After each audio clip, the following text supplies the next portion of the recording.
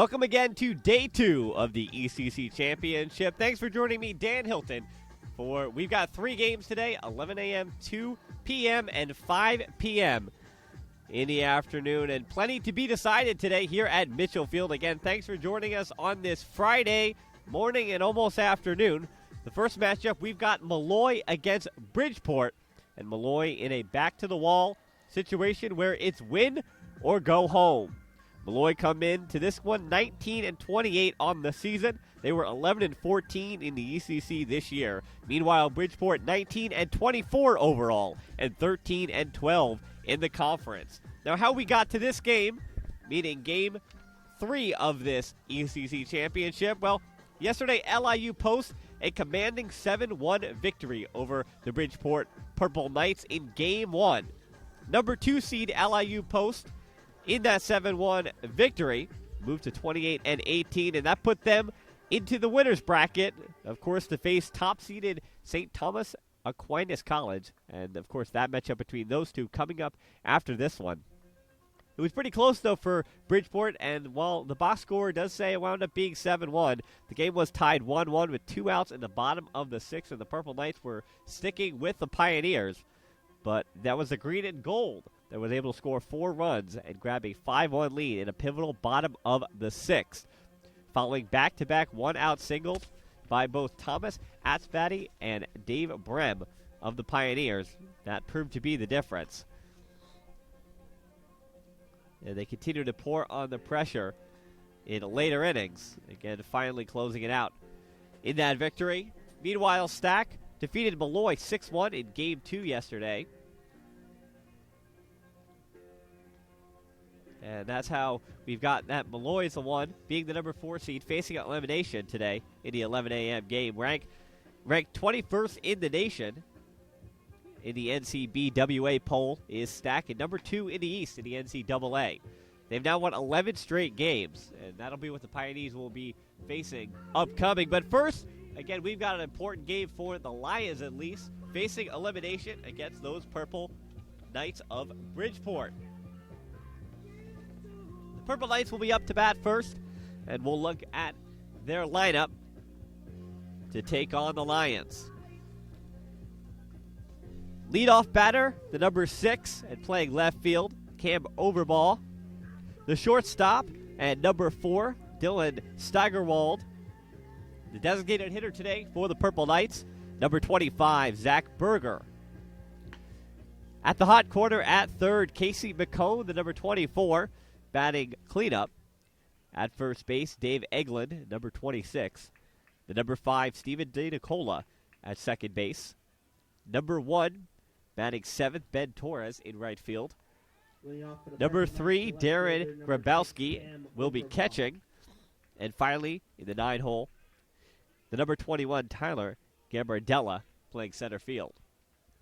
So the first matchup we'll see with Catanella on the line, on the mound for the Lions, will face off against Overball.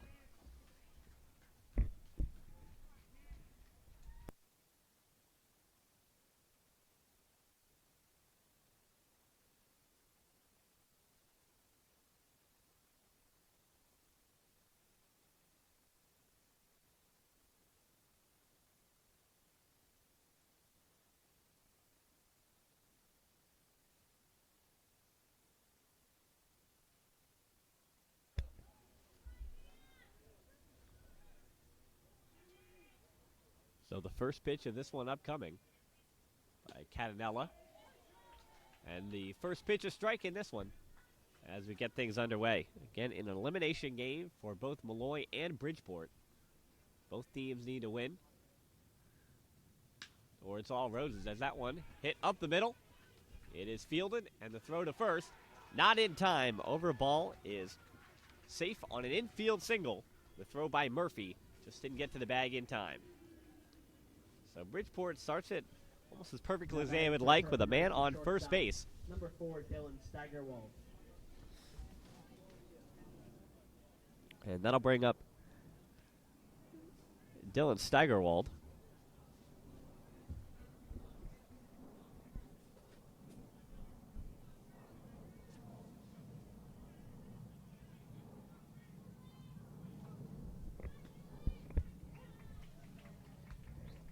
Steigerwald takes the first pitch strike. So Calanella's thrown 3 pitches, 2 strikes, and then that single by Overball put him at first base.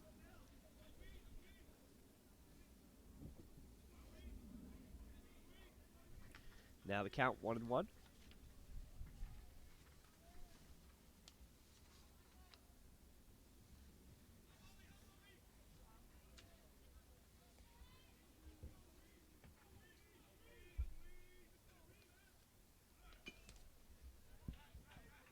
And that's a foul. It's now 1-2. Steigerwald, both an infielder and a pitcher. And you'll see him out at a shortstop in the bottom of the inning. Steigerwald, a .321 average this year.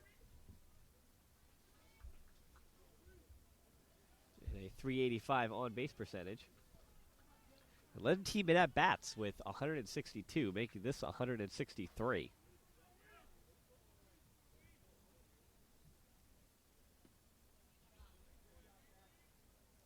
That's in the dirt for 2-2.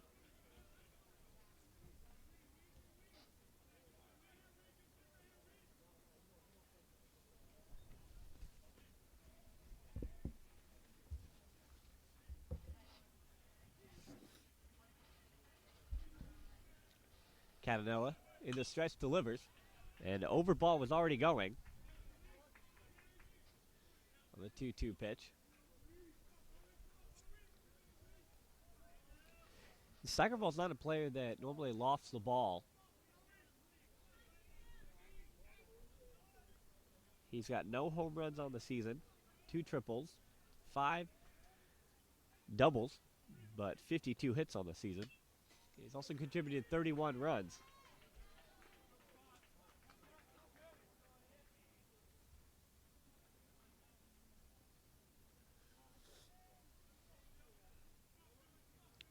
An Overball for anybody on the Purple Knights would be the guy that you'd have to watch out for. He leads the team with 14 stolen bases this year. Here comes the 2-2 again after a few fouled off pitches. That's a strikeout, but the throw intended for the stealing Overball looks like it actually hit the foot of the pitcher, Catanella. Now batting for the Purple Knights, designated hitter number 25, Zach Berger.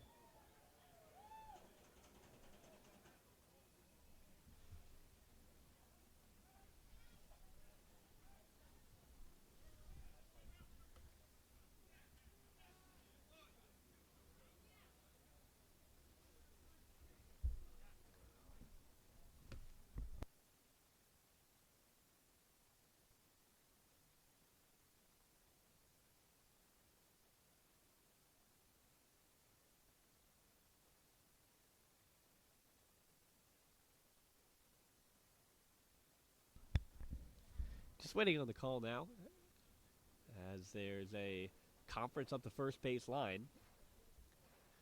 So right now, Overball, who is attempting to steal during that strikeout by Steigerwald, which was the first out of the game. Again, it looked like with Overball trying to steal, there possibly the call could have been interference, as Steigerwald might have been in the way for the throw by McCarty intended for the second base bag. Now, an interesting thing was because Overball was already going on the pitch, even if the throw was made by McCarty, Overball would have been easily safe. But it looks like the call will be interference. They're going to say Steigerwald was in the way. So that means there's 2 outs in the game. That's a call you don't see very often.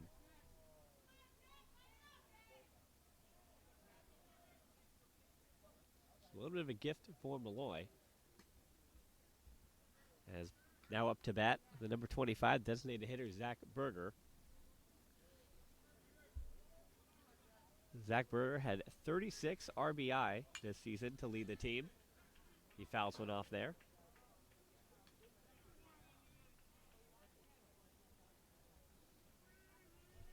And he easily led the Purple Knights in slugging percentage. Well, if not for the senior, Chris Triano, who we will not see, at least in the starting lineup.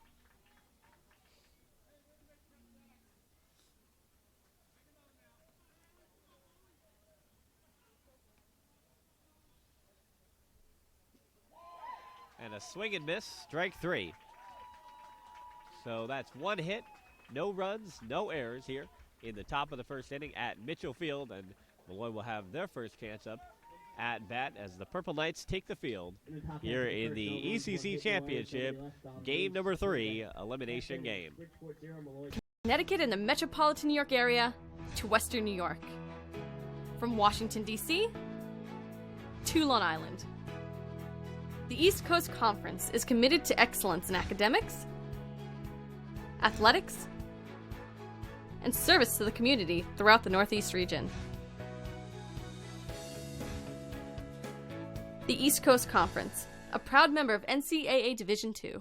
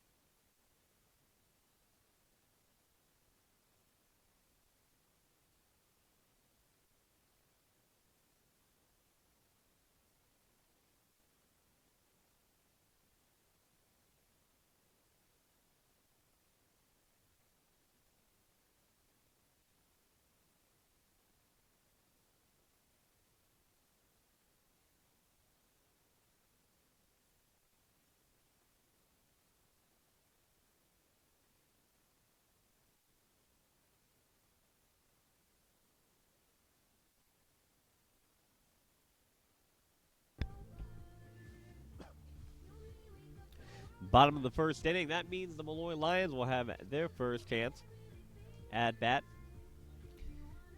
Their lineup this morning, the number 3 and batting leadoff for Molloy, the shortstop Brian Murphy.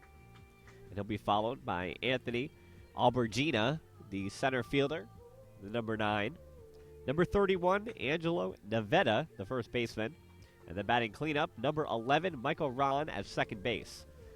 Elijah Leardom, the right fielder, number 18, bats 5th.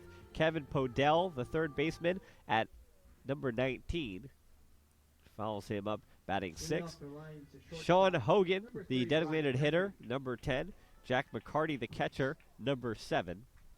And then the number 9 hitter, the senior Anthony Galanudis, the left fielder, at number 32. So the first matchup we'll see is Alicki, the pitcher, for Bridgeport. And he'll be up the batter in Murphy.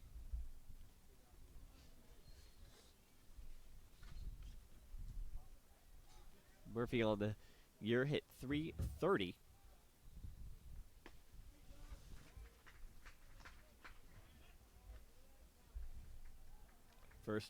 First pitch, a strike by Alicki, and Alicki not the only Alicki on the roster for Bridgeport.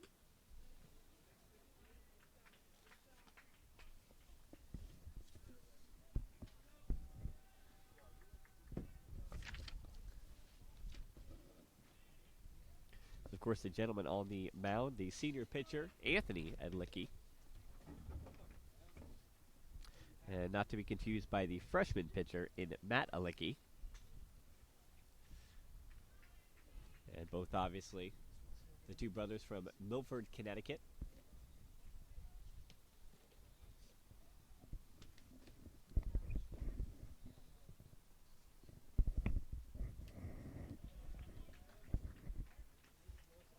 Murphy takes the ball. Now it's 2-2.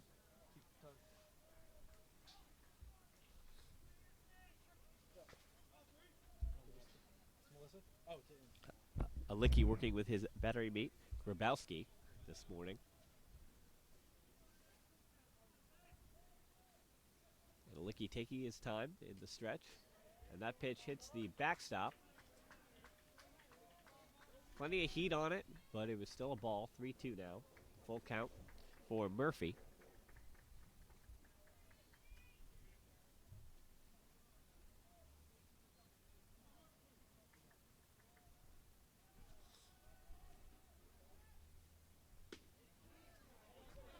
Looks like that one was just low. Murphy gets the walk. 16th walk of the year. That means he has more walks than strikes, as he has 15 strikes outs on the season as well. And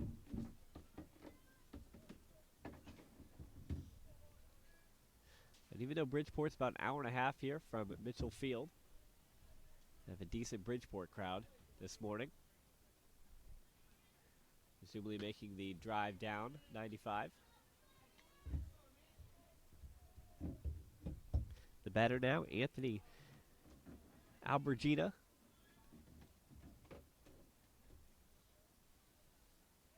Took strike one. The throw then over to first.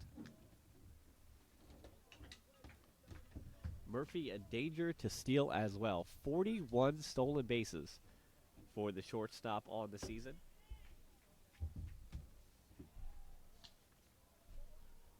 Second throw over just to keep Murphy at the bag.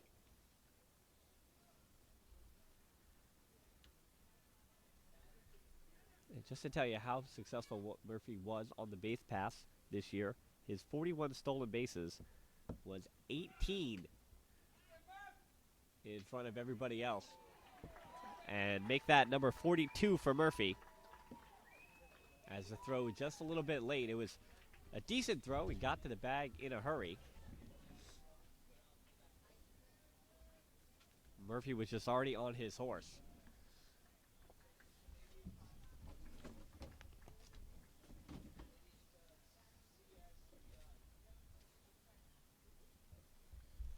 So the throw by Grabowski for Steigerwald to apply the tag.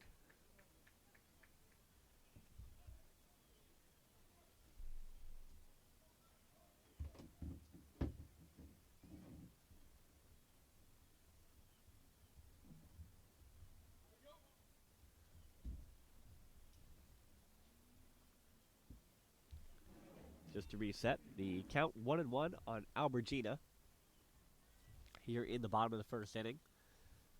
First runner in scoring position with Murphy at second. So here comes the bunt attempt. That one is fouled off. Now 1-2 on the batter.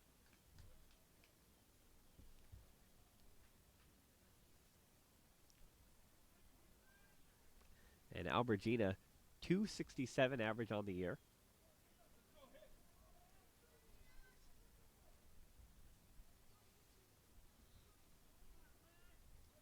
And surprisingly enough, just 13 RBI. 23 runs.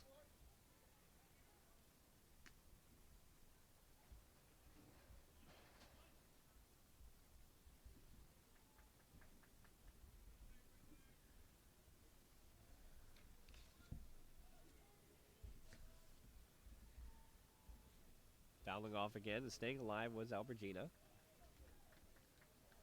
So Alicki sets and delivers. And Albergina hits a grounder straight through the left side, getting him to first and pushing Murphy on to third. So still with no outs, Malloy's got a man on first and third. And that brings up the first baseman, number 31, Angela Nevada.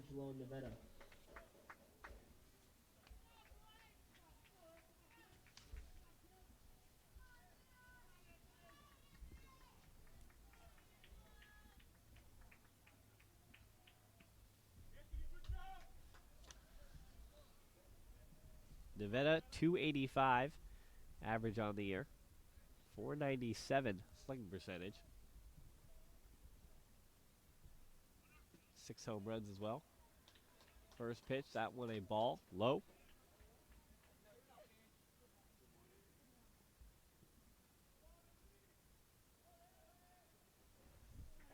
Bridgeport and Molloy, as far as offensively, very similar numbers. 235 RBI for Bridgeport, 231 for Molloy. This one looks like it, is going to bounce foul down the first baseline and out of play.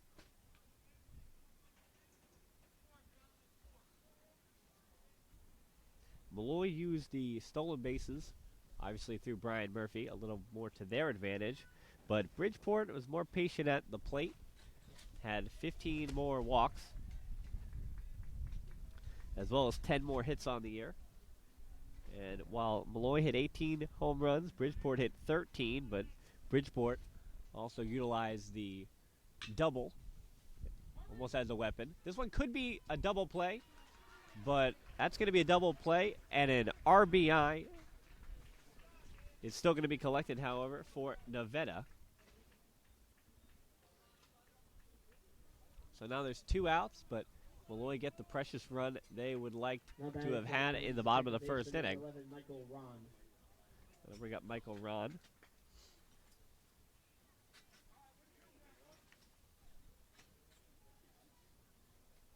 And we'll talk about stack plenty coming up in game number 2 today. As that's a hard hit, well hit ball, but it stays up and easily run onto and caught by Torres to end the bottom of the first.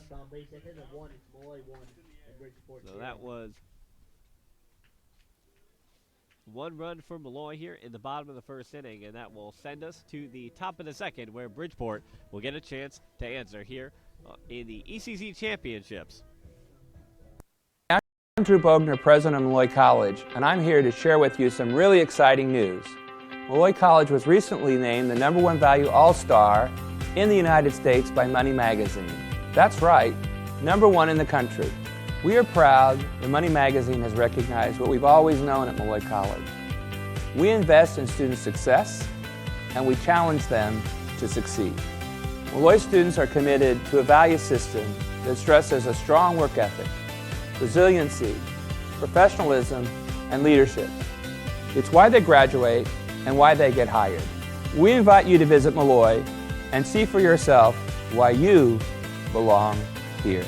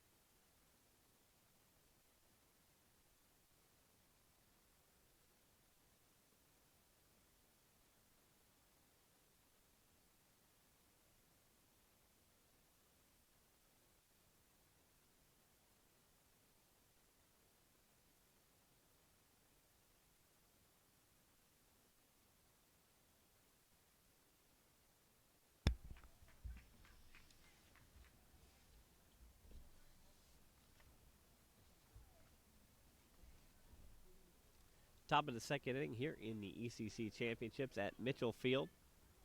Thanks for joining us on this Friday morning. Is the batter now, the number 24 cleanup hitter, third baseman, Casey McCone. It's still facing Catanella.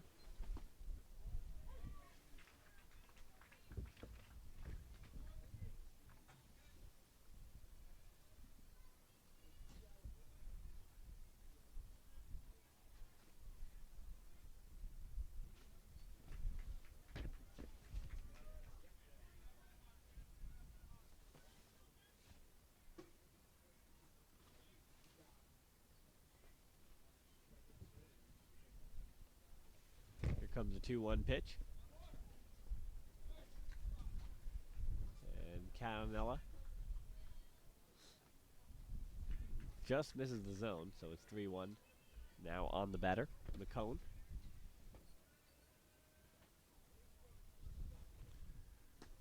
The 3-1 pitch is a strike. The fastball right down the middle. Now 3-2, full count on the third baseman.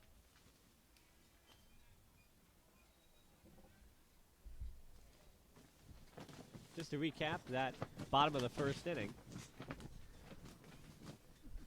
no RBI for Nevada as he grounded into a double play. But Murphy scored for the first run of the game for the Lions.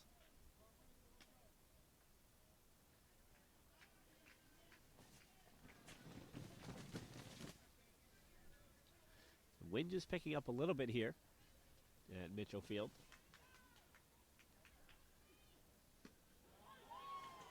They're going to say that kissed the inside corner of the strike zone. And that's the first out. And the first strikeout for Catanella.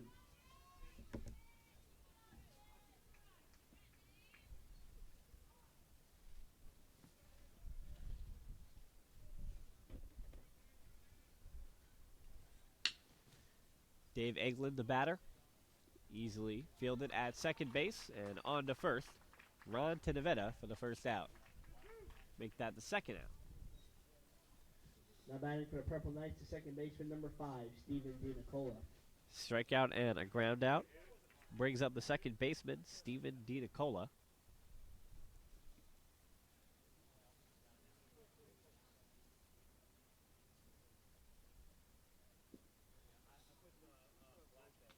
He takes the first pitch. Ball 1. DiNicola, 375 average on the year, 472 on base percentage. That was the leader for the Purple Knights this year.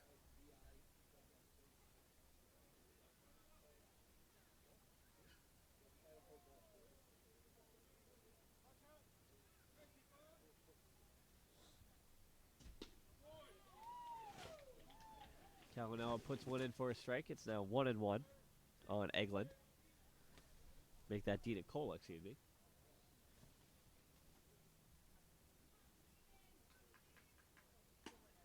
Cavanella missing high that time. Now 2-2. Purple Knights being patient here.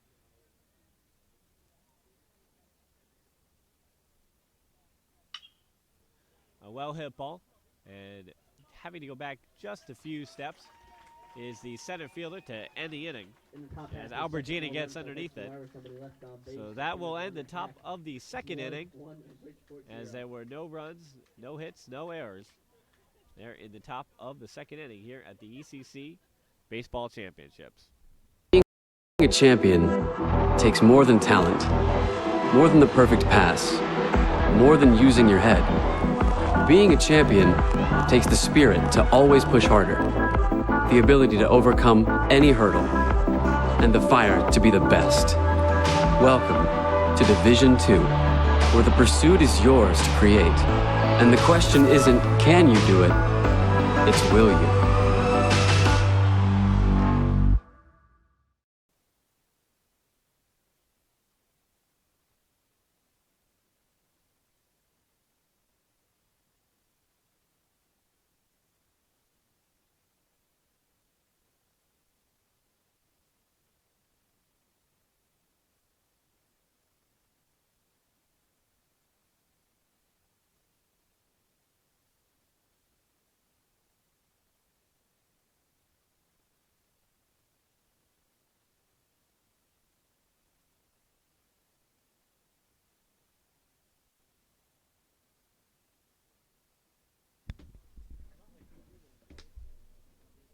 Here in the bottom of the second inning, looking for his first strikeout of the morning.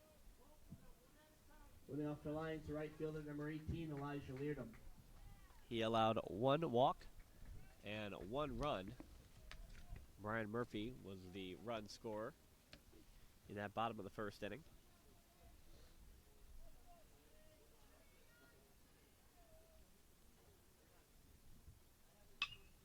The first pitch, contact made, and that'll bloop into shallow center and put Elijah Leardom, the right fielder, at first base.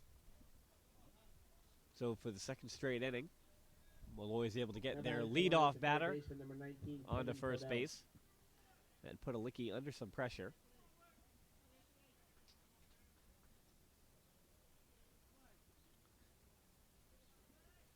But Alicki on the year has been a reliable starter and pits himself out of jams. And that was tipped on the foul. That was tipped on the bunt attempt by the third baseman, Kevin Podell. 0-1 now on the batter.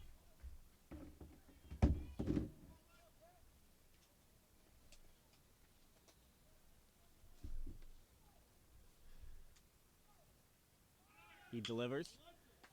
And that one's hit, so that means Leardom, who had a pretty good jump off first, is going to wind up at third base. And a single for Podell.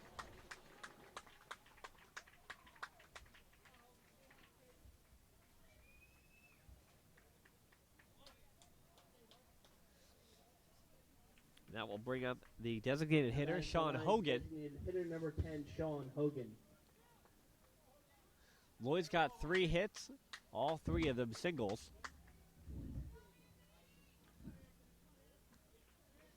And from those 3 singles, none of them scored the run. Except that came on a double play.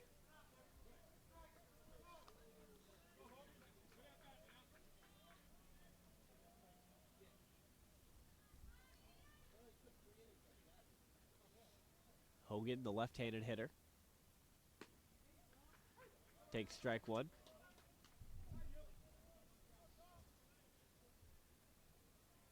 And while it's not so prevalent at the college game, at the professional game at all levels, it does seem like designated hitters do like to see that first pitch strike. And usually it's just a hitter's preference. Here's Alicki in the stretch. He delivers. And that could stay fair. And they're going to say that while hugging the left field line, it did go foul.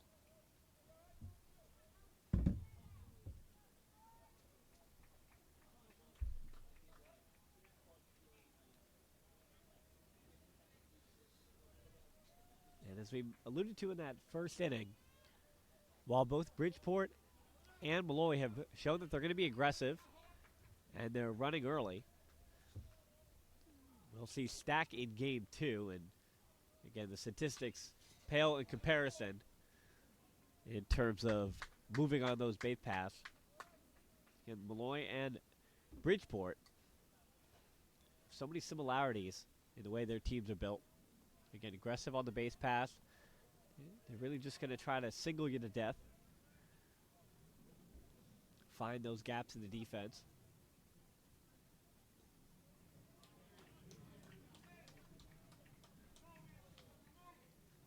One and two, the count on Hogan.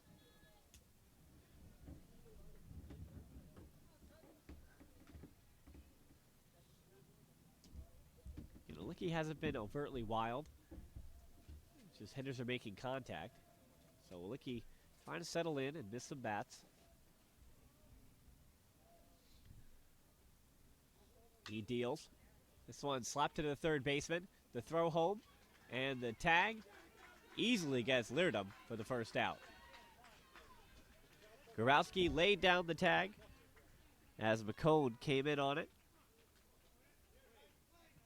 Now batting for the Lions, the catcher number 7, Jack McCarty. So that means there's a man on first and a man on second, and one out. The catcher, Jack McCarty, steps in.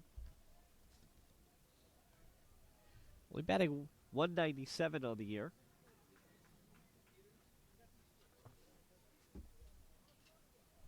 Played in 35 games.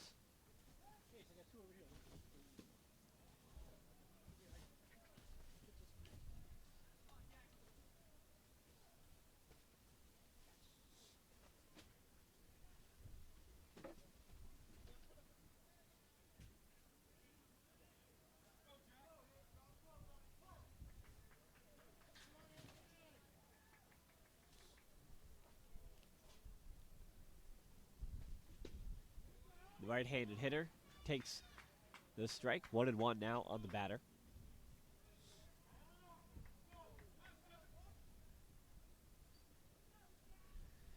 And of course, there's always been a talking point in tournaments. It's when you're playing so many games, seemingly, of high intensity. you got to make sure you make each pitch count.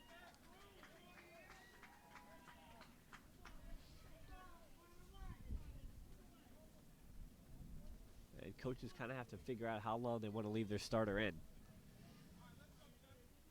Of course, that decision that every coach has to make every game, but when you're playing for an NCAA berth, as Bridgeport got their first last season in 2016, they want to be able to get back to the big dance once again.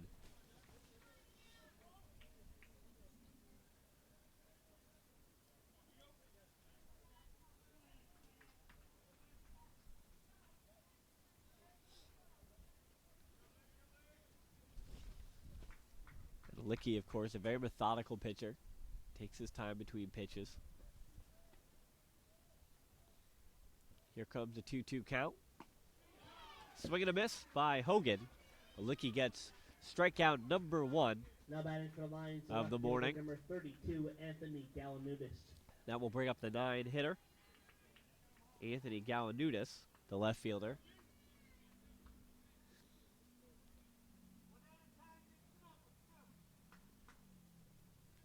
The name Galanudis should sound familiar of fans who've watched prior years of the ECC championships, as Galanudis has an older brother that, of course, starred for Molloy a few years ago.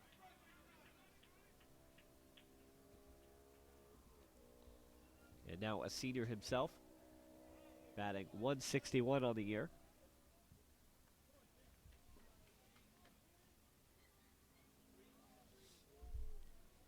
Two outs here in the bottom of the second. Man on first and second.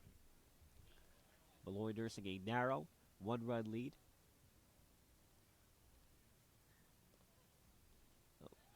Licky doing his best to keep the base runner on second.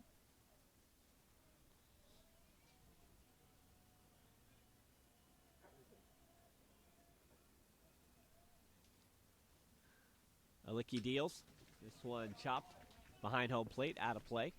Now 1-1 on Galanudis.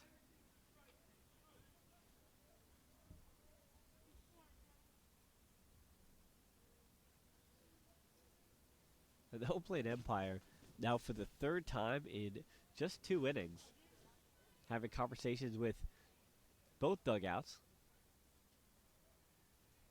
Again, this is an elimination game, so loser of this one goes home. That's a strike. It's on the left side of the plate. So 1-2 now on Galanudis. Payoff pitch coming for Licky.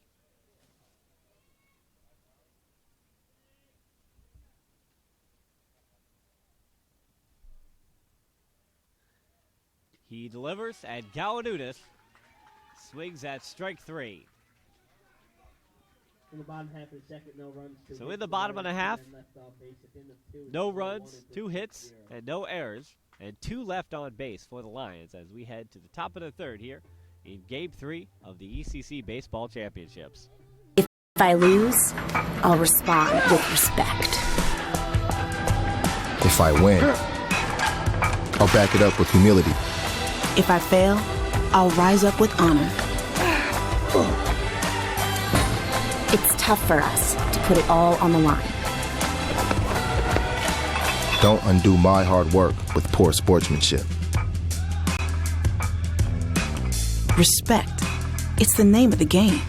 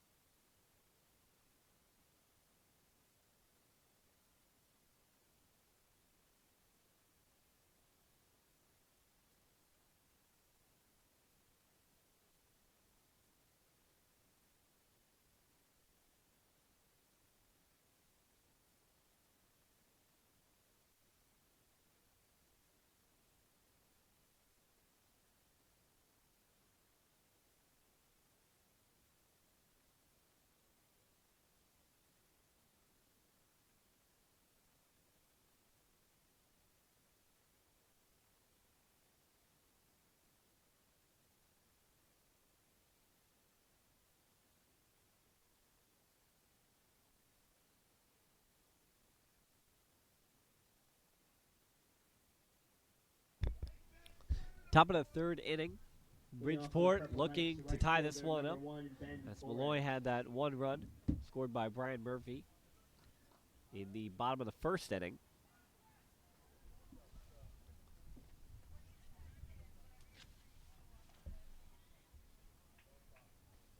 They will get their chance with the right fielder, Ben Torres, the left-handed hitter. Batted .218 on the year. As he takes ball one outside. Ben Torres, the junior outfielder from Hollywood, Florida. And he takes strike one there.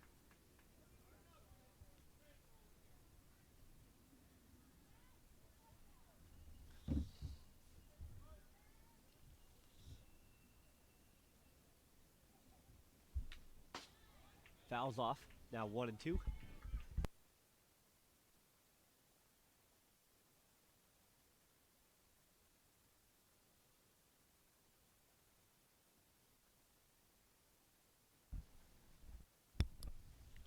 The 1-2 upcoming from Cananella. Contact made. Hit hard to the first baseman. It's going to be a play at the bag. And an out there. Cananella got there in time. He got a foot on the bag to beat Torres to it. Nevada had some trouble, though. It was a hard hit ball. That will bring up the catcher, Grabowski.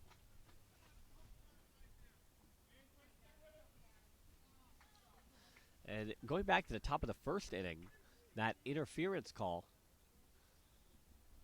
that led to 2 outs on the same play with Overball, who would have easily been safe at second if not for the interference call. And the head coach, Joe Tonelli, in his 5th season for Bridgeport. Again, not liking that call or the one just now with the play at the bag.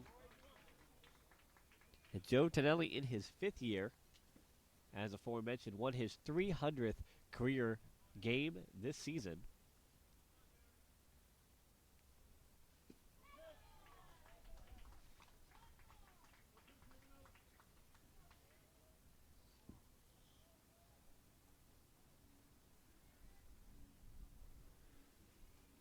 One and two on Grabowski. Here comes the pitch. And Grabowski keeps the bat on the shoulder and takes ball 2.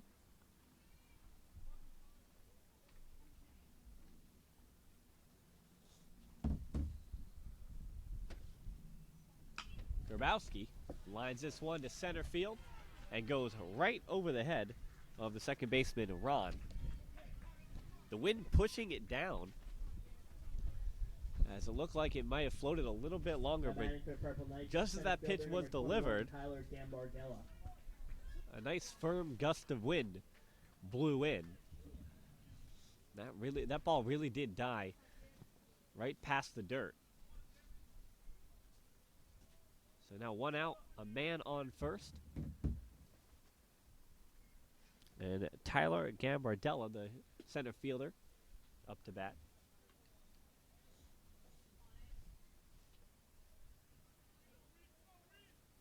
The senior outfielder, .227 average on the year, .320 slugging percentage.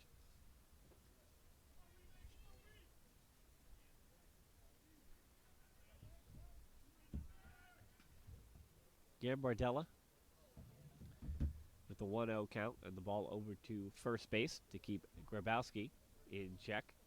Gambardella led the team with 37 strikeouts. And he was 3rd on the team, however, in stolen bases with 7. That put him behind Overball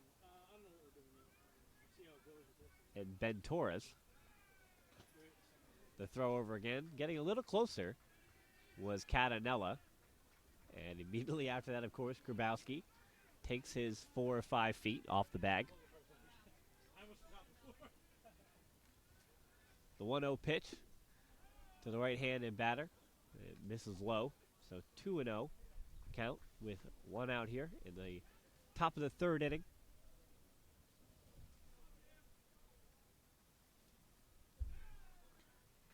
Go to first. And Grabowski is back to the bag.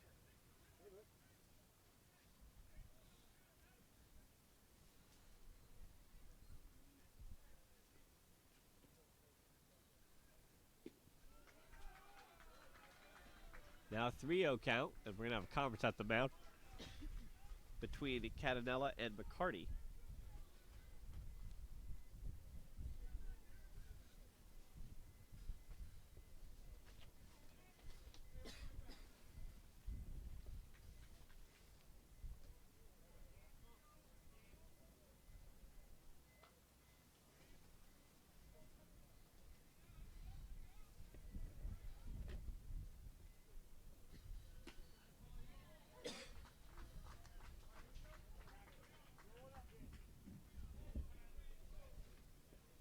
The 3-0 pitch, strike one. So here comes 3-0 for Catanella on the batter. And Gambardella makes it a full count, fouls that one out of play.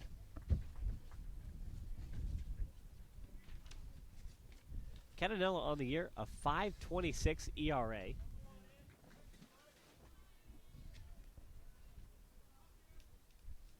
He went 4-6 and started 11 games. Did not come in relief at all this year. Gambardella staying live, fouling off that one as well.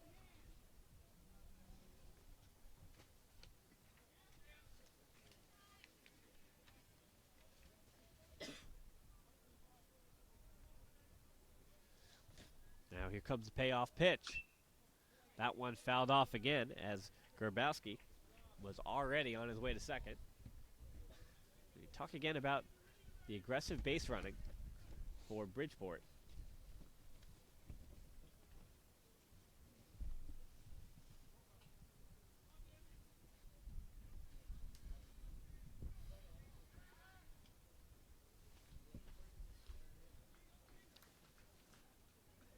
That's the fifth pickoff attempt of this at-bat.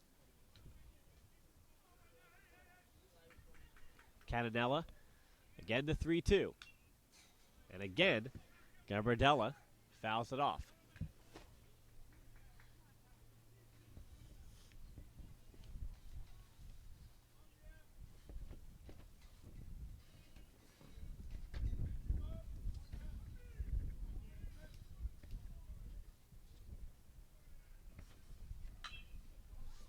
Gambardella, this one down the left field line, and that falls in. Grabowski slides into third safely, and a double for Gambardella. After a 9-pitch at-bat, that's one way to rattle a starting pitcher. So Catanella will have to settle back in after giving up a double.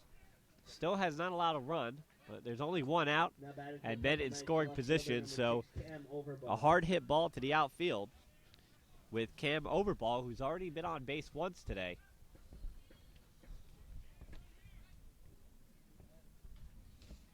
Looking to pick up his 22nd RBI of the year.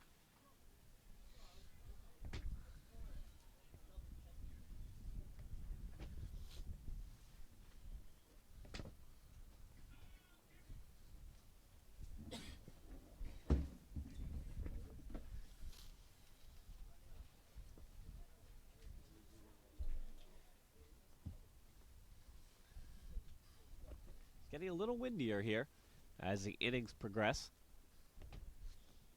at Mitchell Field. Just about 45 minutes into this one. Again, an elimination game where one of these two teams, be it the Bridgeport Purple Knights or the Molloy Lions, will see their season come to an end. And for both these teams, you're talking about units that had their ups and had their downs this year.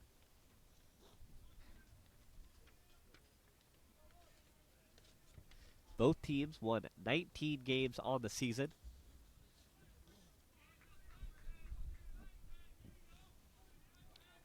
Bridgeport finishing 13-12 on the year. Malloy 11-14 in the conference. So Overball steps back in with men on second and third.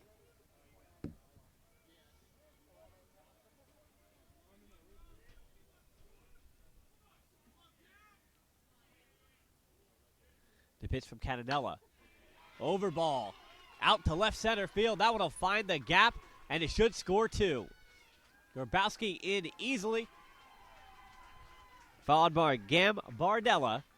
And on second base with 2 RBI to his name this afternoon here in the third inning. And that gives the Bridgeport Purple Knights the lead. Cam Overball so far the hero. 2-1 now. Purple Knights lead the Lions. For the Purple Knights, the shortstop, number 4, Dylan Steigerwald.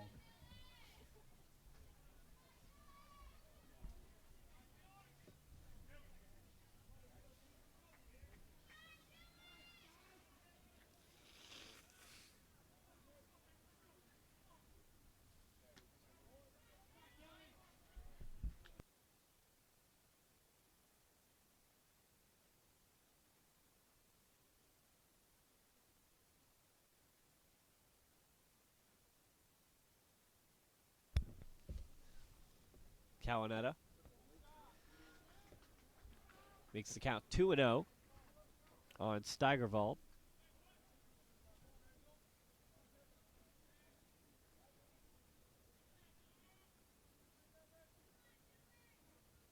Steigerwald 283 on the year. The right-handed batter. Again, Overball, a threat to try to take third. This one is going to be foul. That was a well-hit ball. He was just behind it.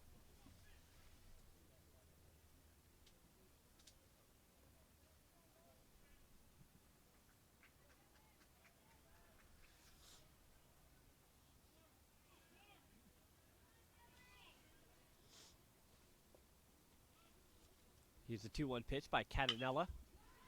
And Steigerwald out to center field. That was a diving play, but the ball hit the bottom of the glove of Albergina. And now another double in the books. Overball had to make sure that Albergina didn't catch it. So he held up, and he finds himself at third on the double for Steigerwald. Top of the third here, 2 runs have already scored. And now the designated hitter, Zach Berger, trying to make it 2 more with men on second and third.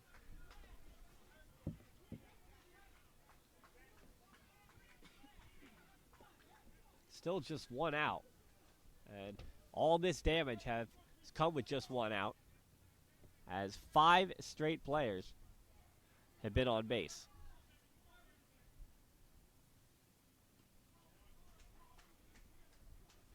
Berger takes ball 1.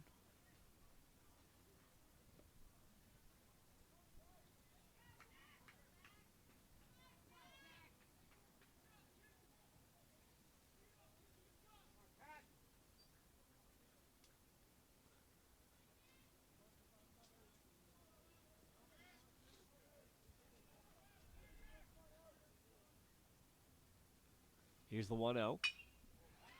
And a well-hit ball out to deep center field.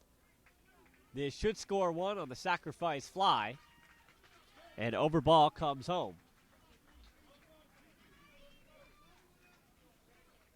Berger with some hitting out to deep center field.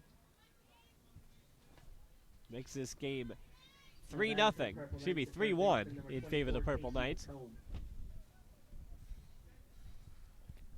So 2 outs now, and Casey McCone, the third baseman, with Steigerwald still on second.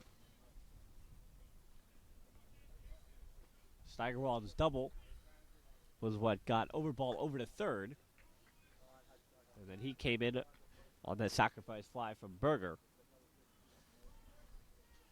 Overall, of course, had a double of his own to score both Darren Grabowski and Tyler Gambardell, right before that.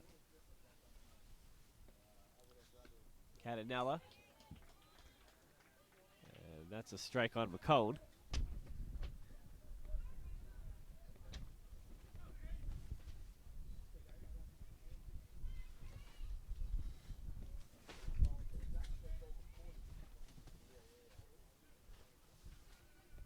McCone, the right-handed batter. Swing and a miss. 2 strikes now on the batter. And Catanella trying to get out of this inning, having allowed 3 runs in the top of the third.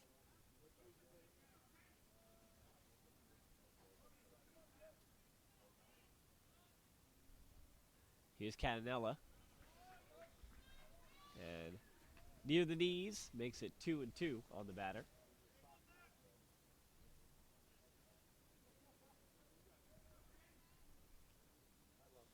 And waiting for the sign. Communicating with McCarty. Now in the stretch. He deals. McCone. It's going to be a little bobbled ball. And McCone diving for the bag. Didn't get there in time. It was finished up. Murphy to Nevada. But the damage was done. The Purple Knights finally getting to Catanella in that top of the third inning. Scoring 3 runs to make it 3-1 in favor of the Purple Knights as we head to the bottom of the third.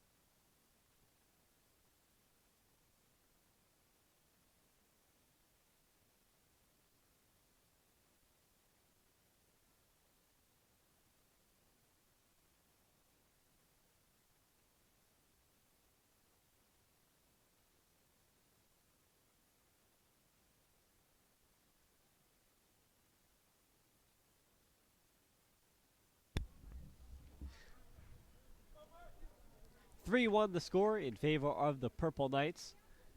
The Lions have gone through the order and bring Brian Murphy back up to the plate. Still facing Anthony Alicki as Alicki deals that first pitch of the bottom of the third. That's the ball.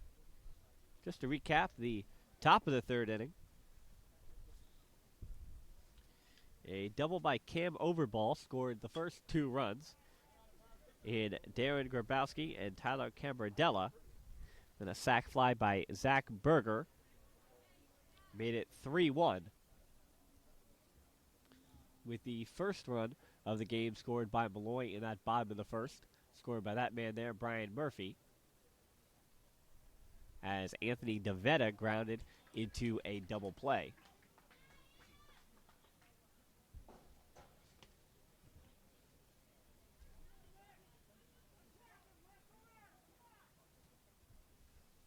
Alicki on the year was 4-3 as Murphy. This one looks like it will be out of play. Yep, couldn't be reached by the left fielder.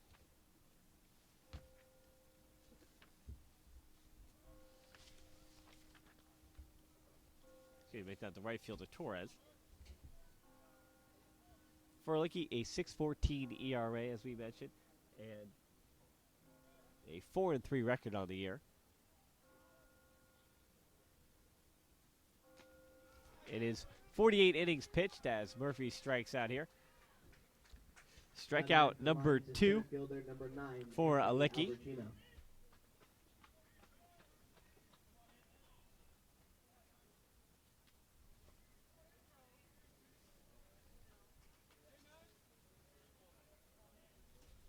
That's number 65 on the year for Kays. He led the Purple Knights. Did the elder Alecki.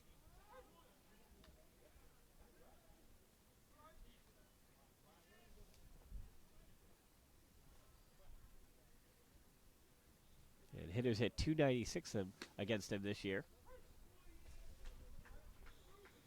Seems like after that strikeout, Alecki has settled in.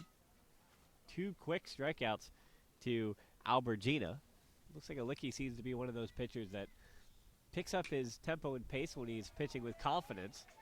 He got a little rattle in that first inning, and Albergina will get a single up the middle.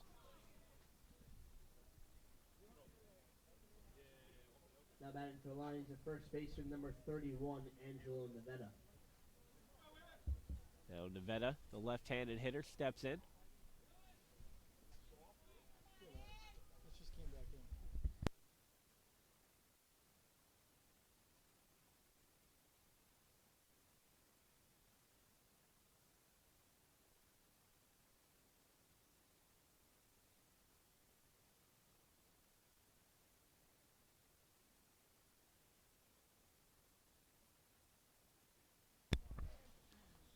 First pitch of the at-bat to Nevada is fouled out of play down the right field line. Alecki with a man on first in the form of Albergina.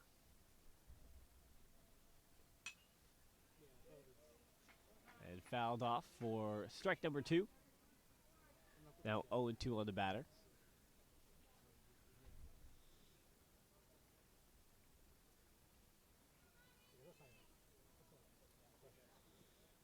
And you have to think back to the top of this inning. That 9-pitch at-bat by Gambardella is what rattled Catanella, it appeared. As this one, it could be a double play. As the jump throw and an athletic play there by Steigerwald, the Long Island native. And of Bridgeport's 4 Long Island players, Steigerwald, the only one in the starting lineup. The Holbrook, New York native, St. John the Baptist product. Makes an athletic play there. Second baseman, number 11, Michael Ron. Let's say a correction, though. Steigerwald was unable to get to the bag for Albergina. So Albergina, who started his run before contact, is what makes him safe at second. So the team, and that means Bridgeport celebrated as if it was a double play. But Albergina still at second, so only 1 out on that play. So that makes there's 2 outs in the inning. And Michael Ron with a runner in scoring position, the second baseman and right-handed hitter.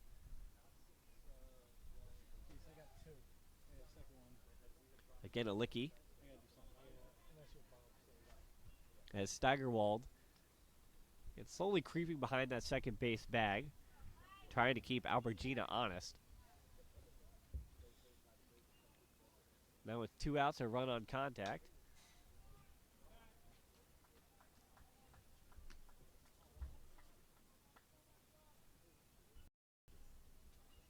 It's 1-1 on Ron.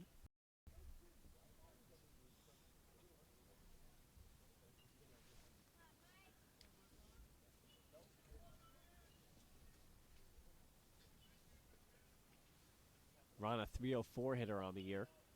387 on base percentage and 464 slugging. He takes ball 2. 2-1 count, 2 outs here in the bottom of the 3rd inning. 3-1 lead for Bridgeport. all coming in the top of this inning. Here in a pivotal elimination game between these two. Of course, Bridgeport would love to get back to the title game as they did last year. And that's one of the interesting,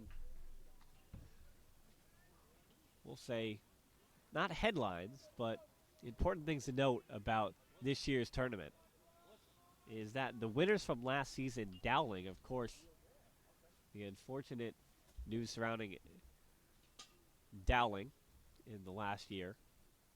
So there wasn't going to be there wasn't going to be an ECC championship repeat.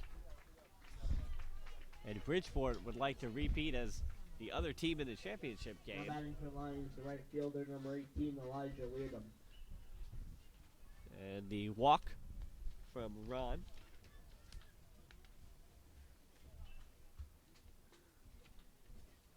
Brings up Elijah Leardom.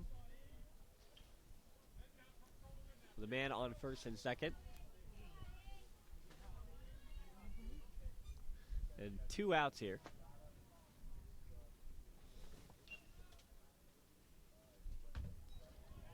Leardom takes the ball high.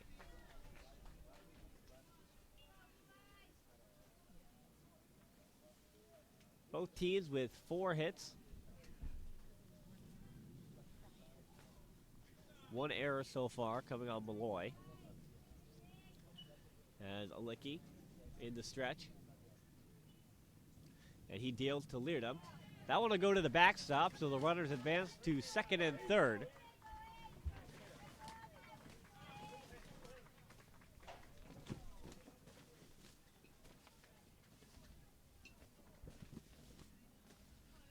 And just looking at the power that Leardom has. Led the team with 36 RBI. Also led a team with 35 strikeouts, however. He's got a 2-0 count on him. You don't want to think to intentionally walk guys too early.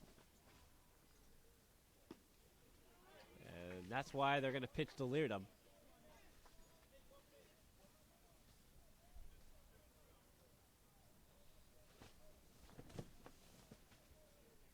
Because even if you get through Leardom, you've got a 268 hitter upcoming in Kevin Podell. Alicki, the 2-1 count. And again, a high chop by Leardom. Now it's 2-2. The 2 outs here. Alicki would like to get his 3rd strikeout of the game and take care of business with runners on second and third.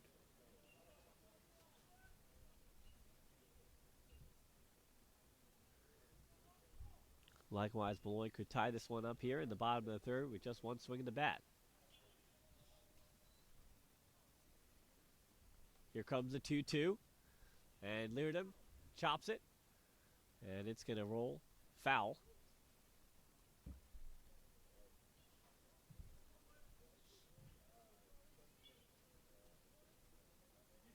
So Leardom will have to trudge his way back to the batter's box. And we'll have another 2-2 pitch.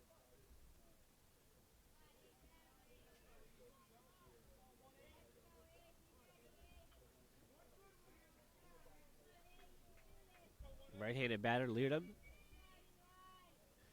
Gets set. Alicki having a few quick words with Grabowski. He went with choice number 3 that Grabowski offered. So let's see what's upcoming. Here's the 2-2. And that misses low. It was a fastball that makes the count 3-2.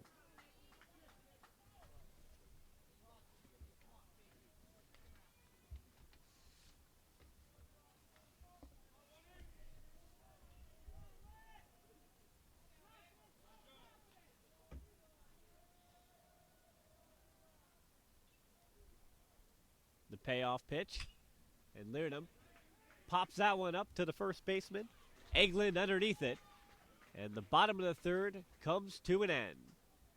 In the bottom half of the third, no runs, 1 hit. So on no runs, 1 hit, 2 men left on base, and no errors. we head to the top of the fourth inning here in an elimination game at the ECC Championships. Connecticut and the metropolitan New York area to Western New York. From Washington, D.C. to Long Island. The East Coast Conference is committed to excellence in academics, athletics, and service to the community throughout the Northeast region. The East Coast Conference, a proud member of NCAA Division II.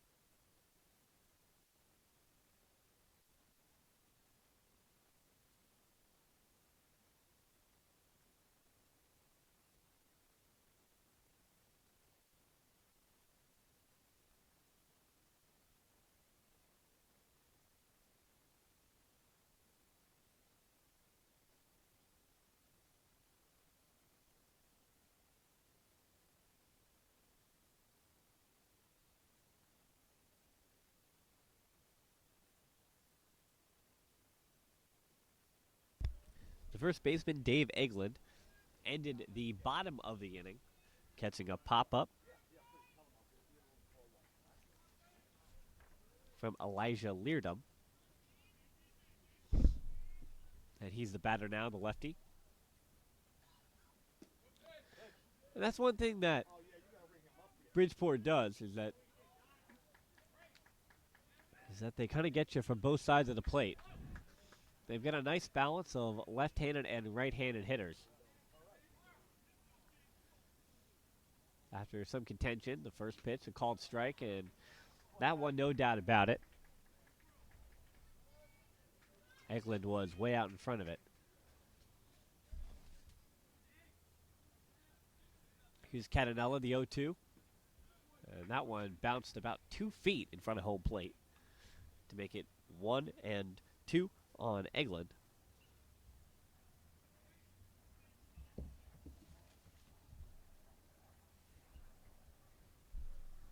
The 1-2.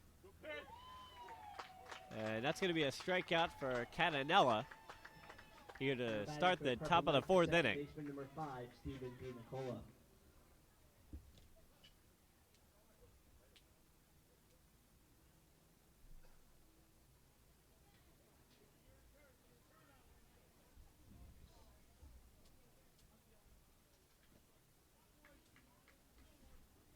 DiNicola, 0-1 on the day.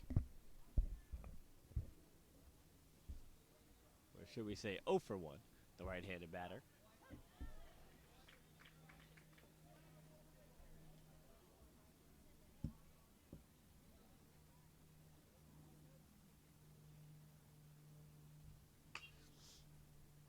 That's hit to the shortstop. Murphy up with it, throwing over to first for the out. 2 quick outs for Catanella. Having a nice bounce-back inning here after giving up those 3 runs in the top of the third inning. Giving up those 2 doubles.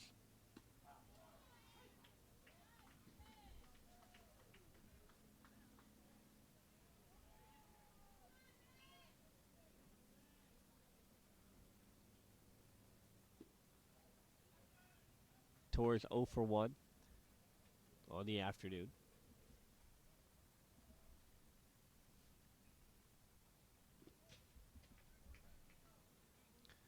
Catanella again missing, 2-1.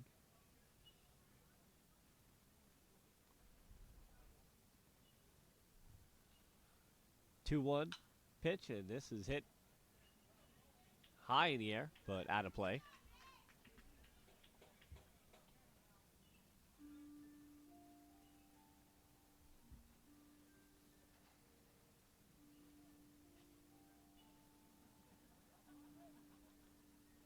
So now the 2-2 from Catanella. And out in front of it on the mixed speed pitch was Torres. So a strikeout, two strikeouts, recorded for Catanella in the top of the fourth inning, and so Molloy still trying to make up that 3-1 deficit here at the ECC Championships as Bridgeport leads Malloy 3-1. If I lose, I'll respond with respect. If I win, I'll back it up with humility. If I fail, I'll rise up with honor.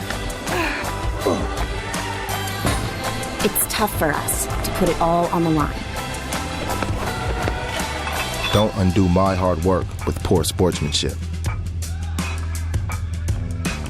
Respect. It's the name of the game.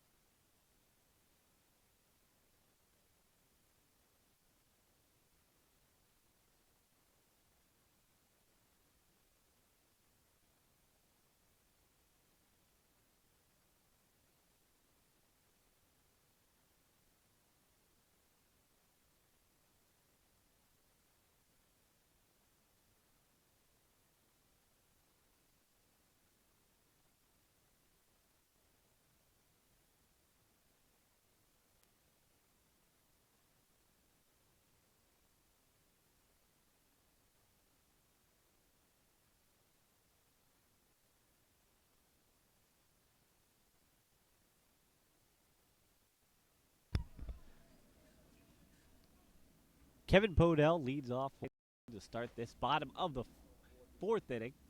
Again, thanks for joining us here for the ECC Championships. This is Game 3 after both these teams fell yesterday to LIU Post and Stack, that being Bridgeport and Molloy respectively. Molloy the 4 seed, 6-1 losers to Bridgeport yesterday, to Stack yesterday. And LIU Post the 6-1 victors over Bridgeport. That's what landed both these teams in this do-or-die elimination, Game 3. That's a well-hit ball down the right field line. Really was on the inside part of the field. Now batting for the Lions, designated hitter number 10, Sean Hogan. That'll be a hit.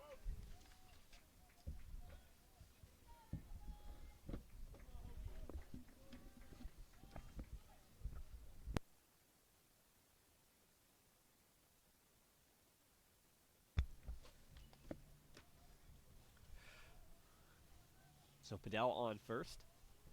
Brings up the designated hitter, Sean Hogan, who's 0 for 1 on the day.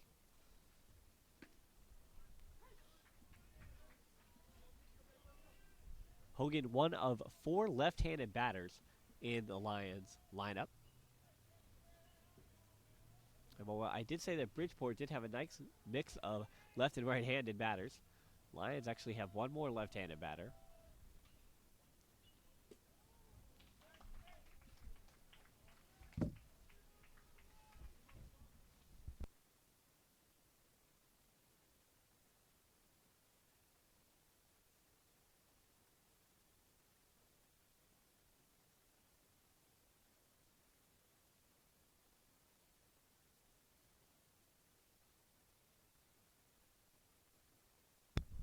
Here comes the 1-1. This one, how could be a double play. Turning to Steigerwald over to first. And picking it up was Eglin off of the dirt. So turning to for the Purple Knights. Now batting for the Lions, the catcher, And now here comes 7, Jack McCarty, the catcher for the Lions.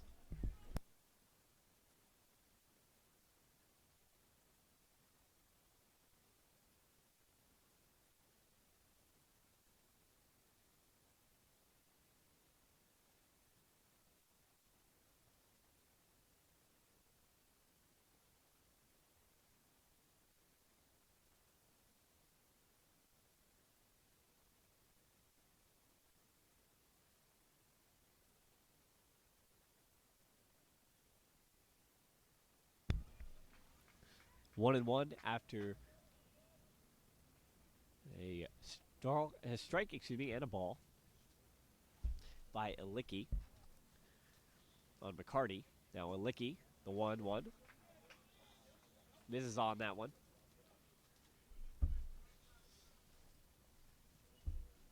And so far this one, we've only seen one walk. And it was issued to Ron.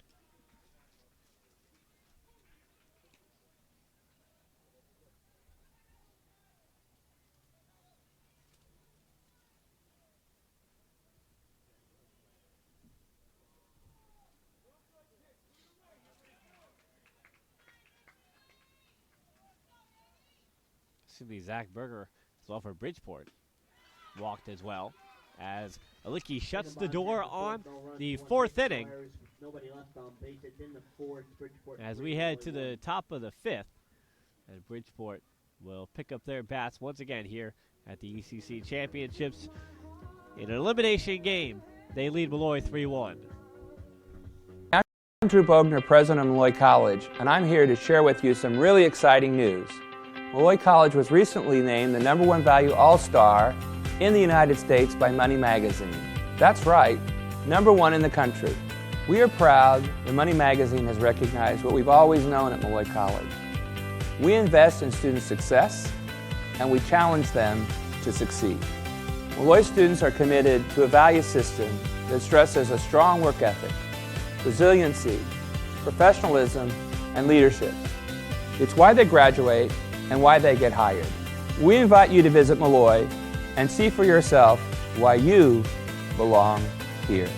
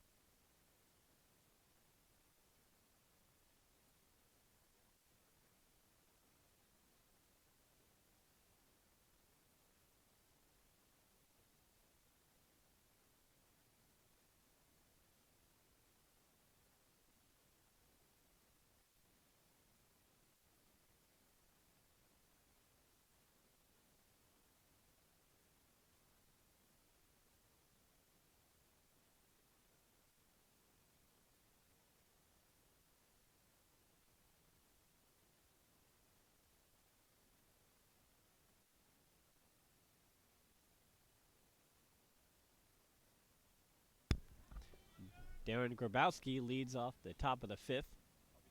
And Bridgeport holding a 3-1 lead on 4 hits. Meanwhile, Malloy, with their 5 hits, have only gotten 1 run. That's how Bridgeport leads this one, 3-1.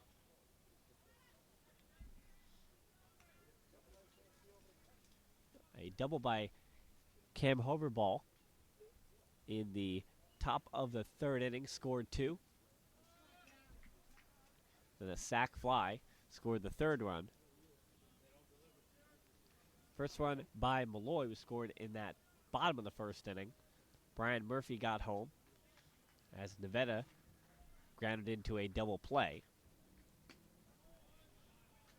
Catanella picking up the pace here in the top of the 5th. But all 3 pitches so far this inning have been outside the strike zone.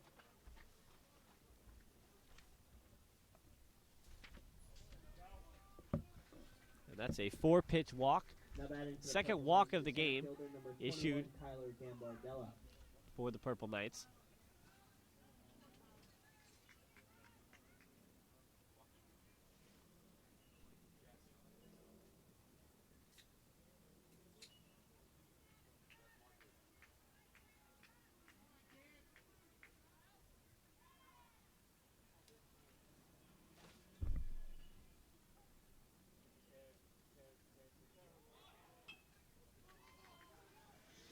That's a bunt. And keeping his foot on the bag was the first baseman, Nevada. But the job is done as the runner moves to second. Now batting for the Purple Knights, left fielder number 6. That will bring up Caverball again. The junior from Catskill, New York.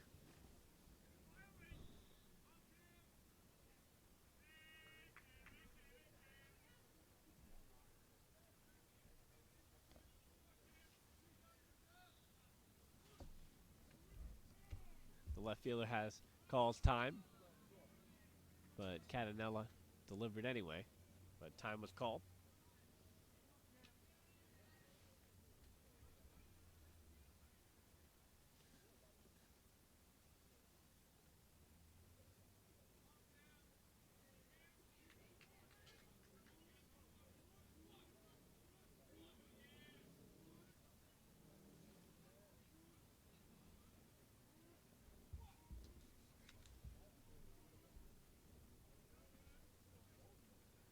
So we'll do it again with a man on second. Over ball. Fouls this one.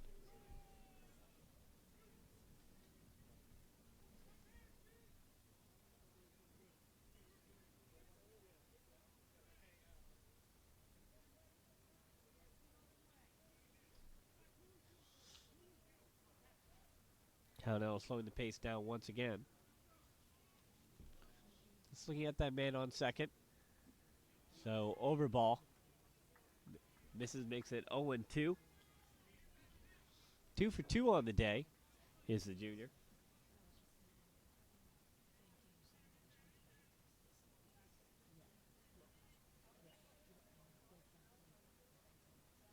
And Calanella at this point has pitch number 72 coming up. So here's the 0-2. And over ball. It's going to have to be a diving play by the center fielder. It's a catch, and then the tag up to third, not there in time. A diving play made out in center field by Albert Gina.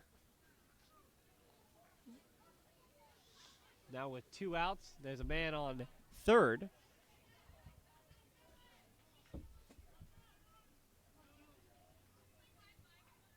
And that man being Darren Grabowski. That brings up Dylan Steigerwald.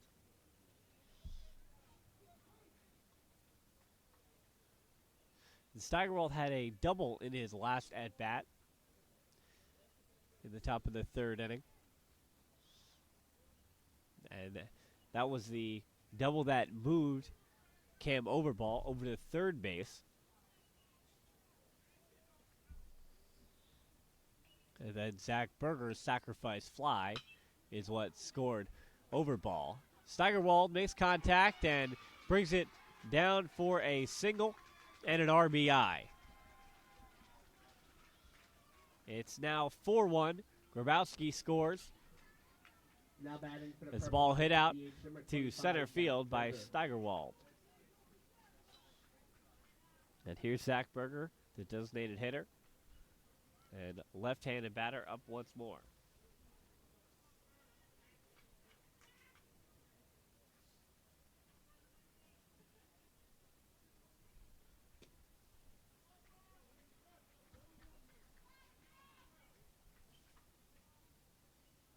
Cananoa with 5 strikeouts in this game, but he's allowed 4 runs.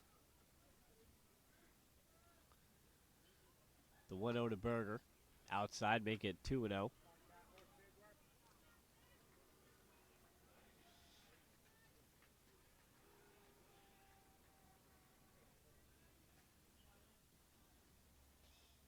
little bit of bad luck as, again, a number of those doubles doing the damage. 4 runs, but only 5 hits in this game for either team. And that's given Bridgeport a 3-run lead. And Berger's already got an RBI in this one. And when the top of your lineup can contribute in the ways they have, with Oberball with 2 RBIs, the ball goes to the backstop, and that means Steigerwald is over to second, putting him in scoring position for the designated hitter. Again, when the top of your lineup is producing like they are, Cam Overball, who would hit to home, Grabowski and Cam Bardella. And Grabowski in this one, also with 2 runs already.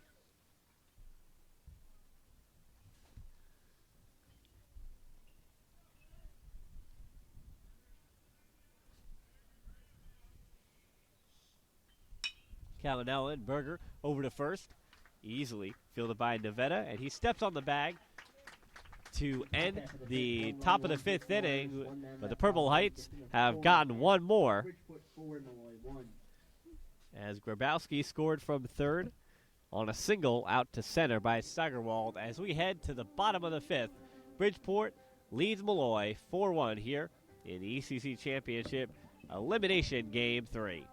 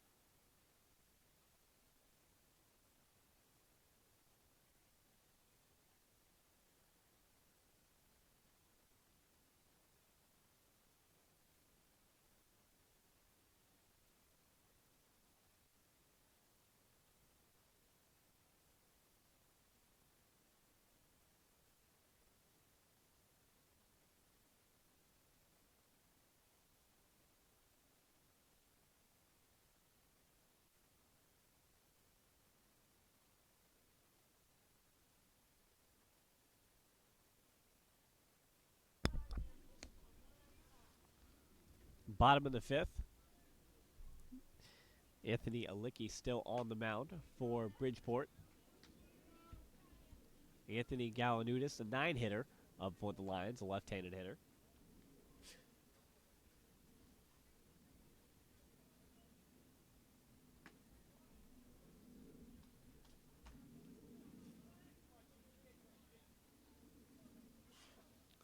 Alicki with 70 pitches now.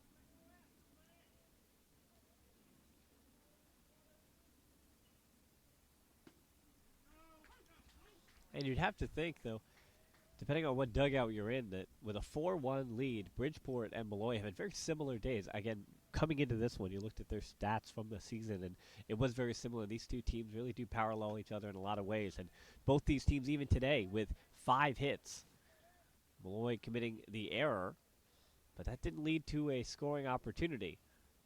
But instead, it was a bunch of doubles that gave Bridgeport the 4-1 lead.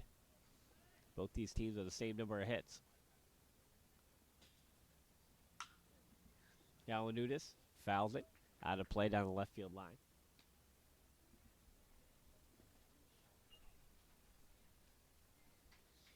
And even the strikeout numbers. Catanella on 78 pitches with 5 strikeouts. And Alicki on 72 pitches, 4 strikeouts. Galanudis again lines this one out of play down the left field line.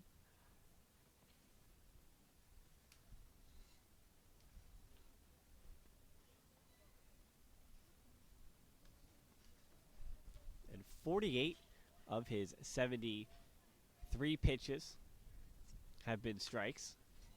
And Galanudis stays alive. So Galanudis 3 times behind the pitch. Galanudis is, again, a player that can pull the ball. And that one looks like he just missed the fastball. Makes it full count, 3-2 now.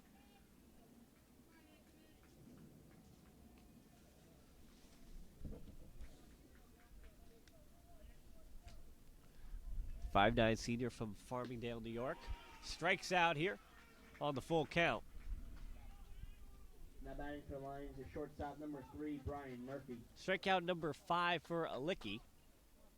And that brings up the only run scored of the game by Brian Murphy in that bottom of the first inning.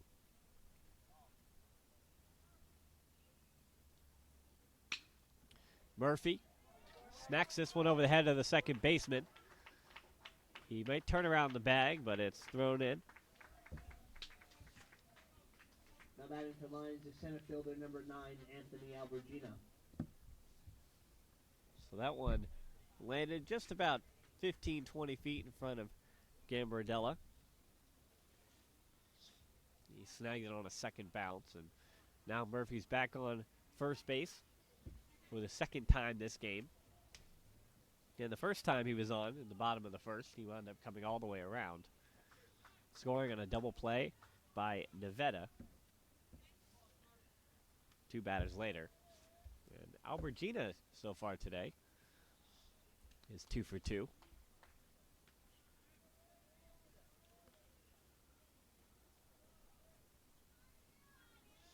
So now Malloy's got 6 hits to Bridgeport's 5, but it's those numbers to the left of the scoreboard, that 4-1, that matter most in this elimination game. Murphy goes, and the ECC stolen base leader, who already had one today, picks up number 2 on the afternoon. He's now got 43 on the season.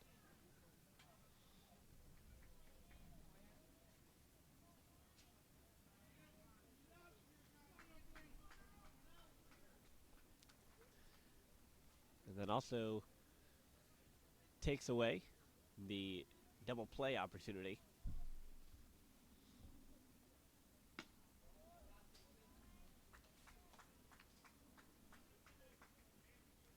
Albergina takes ball 2.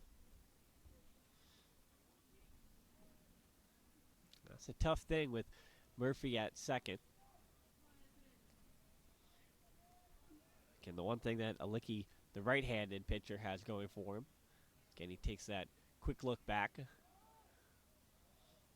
But again, the difficult thing for a righty is that he'll then have to swing his leg around like he did,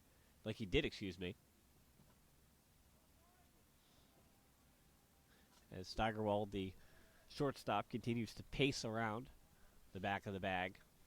But Murphy, with his quick first step, should be able to get back in time. That's a strike. That Albergina might have disagreed with a little bit. Gave the home plate umpire a cheeky smile. But nevertheless, the call is 2-2 with 1 out and a man on second. Alicki, pitch number 79 upcoming. He delivers. That's smacked out of play. It'll stay 2-2.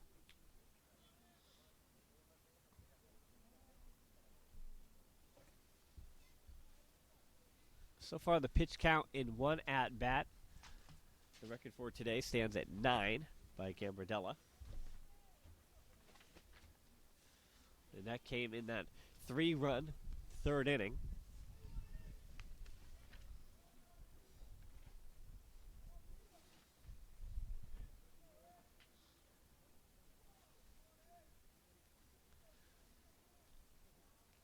And Alicki steps off again to bring Murphy back to second base.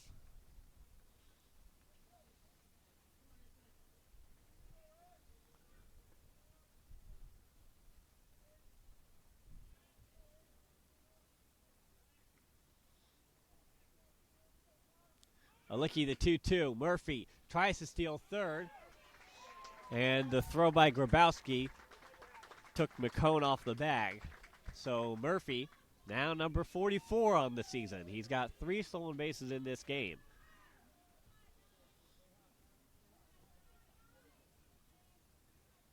So now a ball to the outfield. Should be able to score Murphy easily.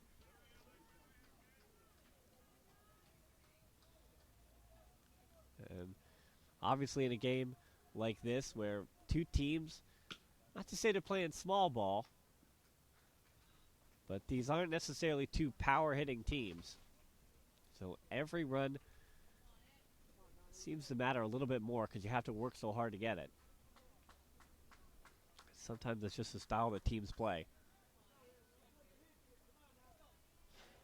And 4-2 looks a whole lot more manageable than 4-1.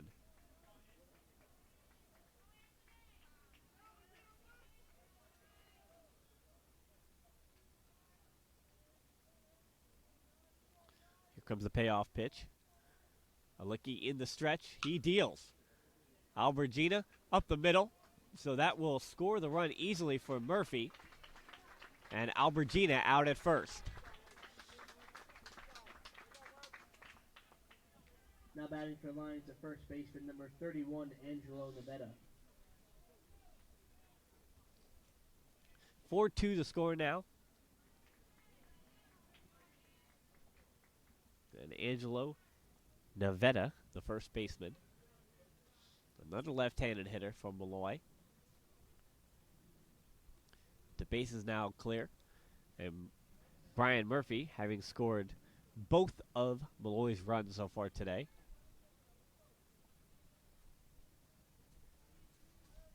Makes this game a little more interesting here. There's still plenty of baseball to play in the bottom of the fifth inning.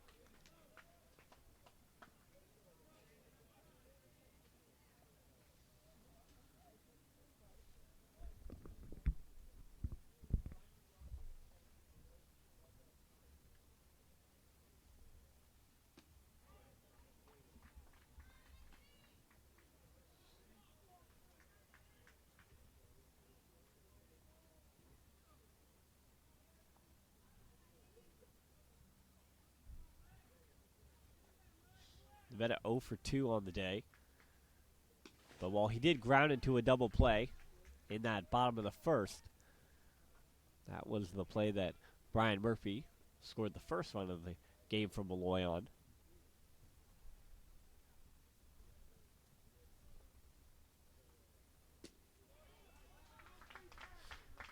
Now 3-1 on Nevada.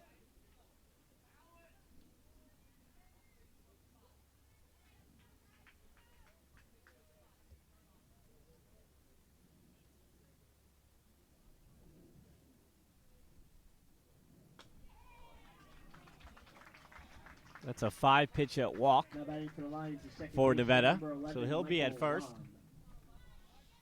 And it might be too early to start saying things like this, but that brings up the tying run to the plate. And Michael Ron, the second baseman.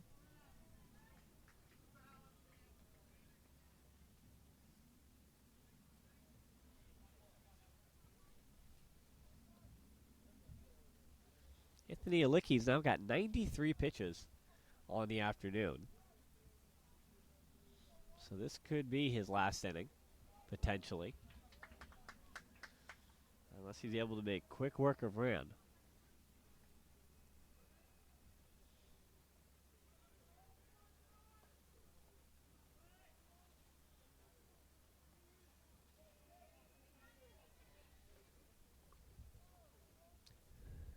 Rand steps out of the bag, actually out of the box with the 1-0 count.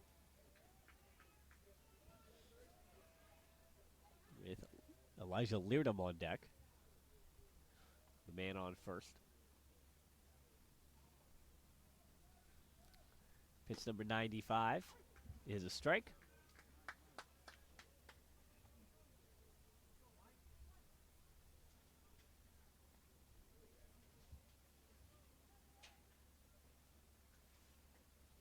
The fastball and the 62nd strike of the day for Alicki.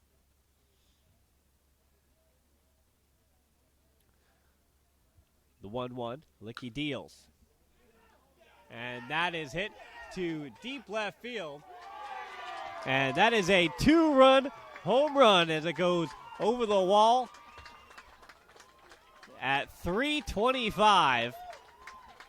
And tying this game up at 4 apiece. Angelo Nevada scores on the 2-run home run by the second baseman, Michael Rand. Right fielder number 18, Elijah Leardom.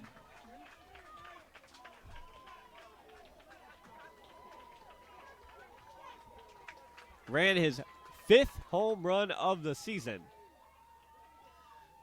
And he makes this one interesting in a hurry. Now we're knotted up at 4 here in the bottom of the 5th inning with plenty of baseball left to play.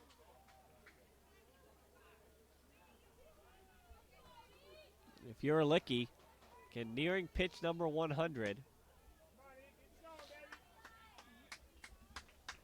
you could see a second pitcher coming for Bridgeport shortly.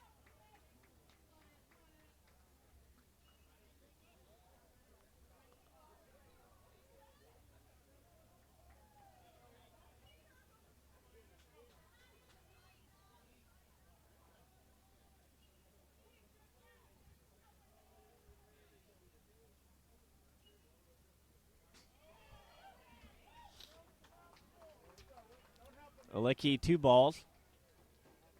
And Grabowski goes out to have a word with his senior pitcher.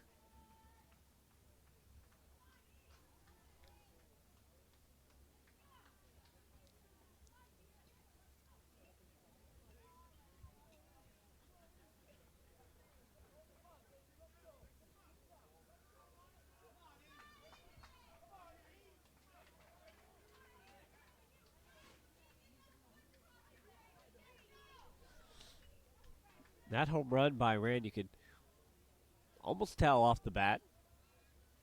But with the swirling winds that have played into effect here at Mitchell Field, we've seen it times this morning and afternoon.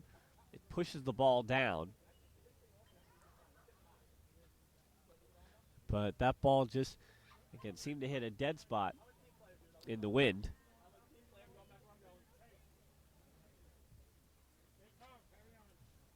And while I mentioned it was 325 over that left field wall, that ball went good distance beyond that. You'd have to reject that ball somewhere, you'd say, between 335 and 360.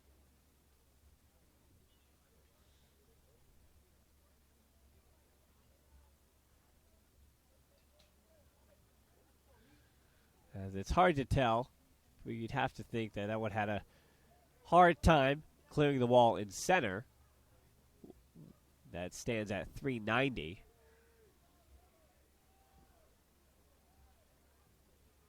You see those evergreen trees. And again, right straight away from home plate.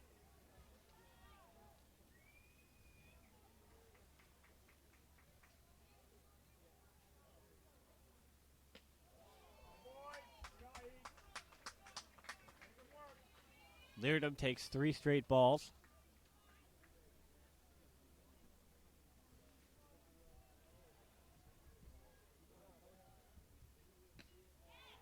Make that a 4-pitch walk. So following up the 2-run home run, Licky now at pitch number 100, puts Leardom on first base. Brings up Kevin Podell, the third baseman for the Lions.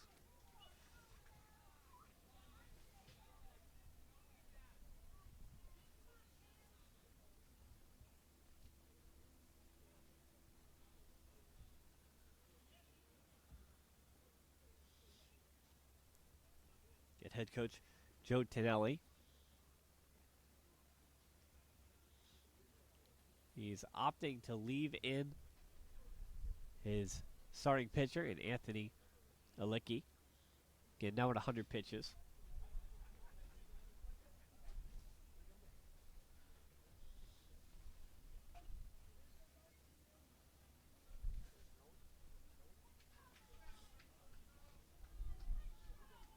I'm not sure what the little conversation there, almost at the pitcher's mound, was about between the first base umpire and in his 12th season, head coach of the Lions, Joe Fucarino.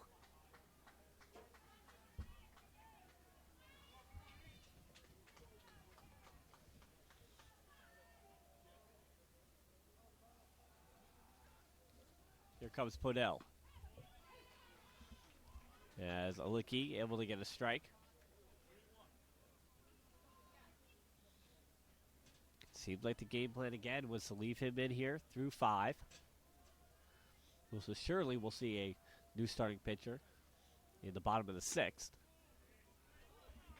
But Alicki just, with this game still knotted up at 4.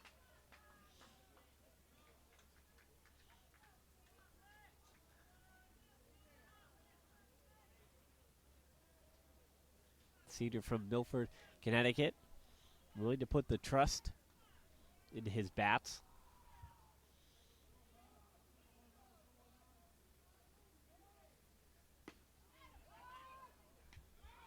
And almost got Leardom. You have to think if Grabowski was a little closer to the bag there, Eglin had to stretch out to his right, and to apply the tag had to lean back with his right arm. And you have to think that was closer to the body of Eglin. And Leardom was just a step slow getting back.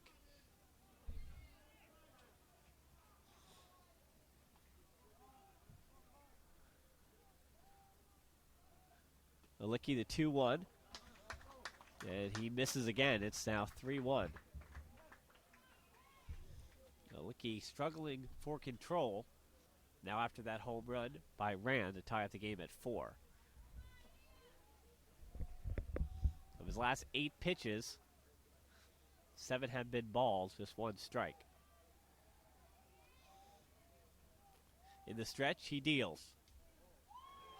That's his second straight walk. This one awarded to Kevin Podell. Now batting for the Lions, the designated hitter number 10, Sean Hogan. Hogan, the designated hitter, steps up.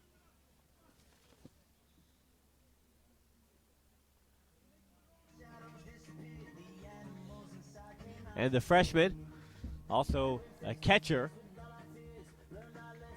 batting .234 on the year with a .280 on base percentage and a .273 slugging percentage.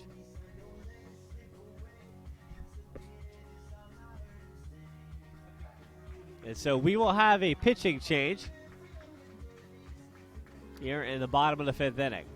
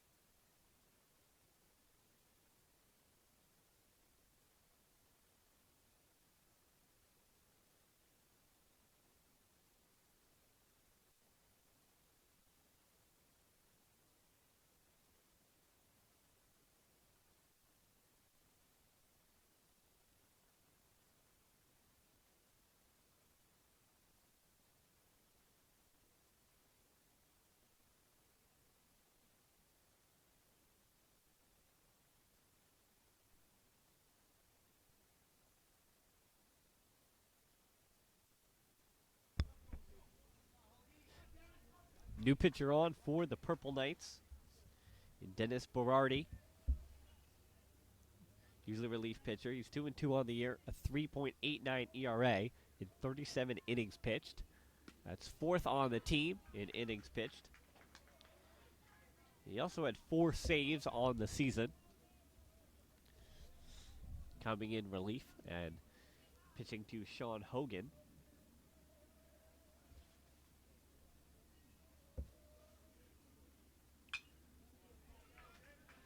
The right-handed pitcher to the left-handed batter results in a foul out of play. Now 0-2 on the freshman Hogan. Runners at first and second. Game knotted up at 4 on Michael Rand's 2-run home run off Anthony Alicki in this very inning.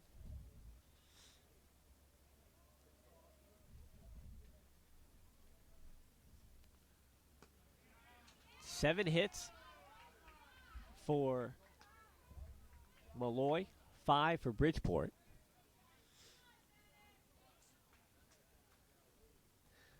And I have to remind you, coming up at 2 o'clock in the winner's bracket, LIU Post against Stack. And here's a little fun nugget about Stack. They played 52 games this year, and they average more than 10 hits a game. They average 10.2 hits per contest. That just tells you how many times those Stack bats get on the ball.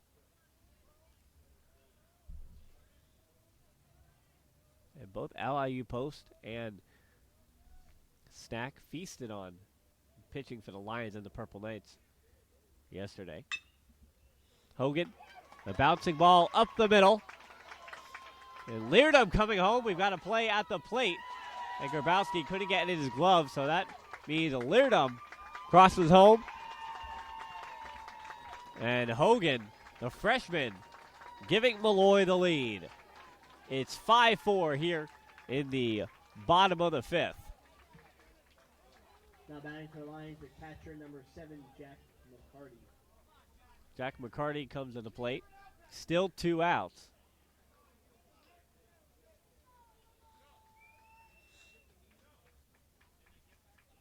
Runners on second and third now.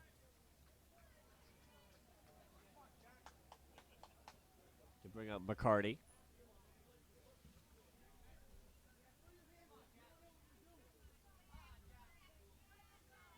McCarty 0 for 2, the right-handed batter.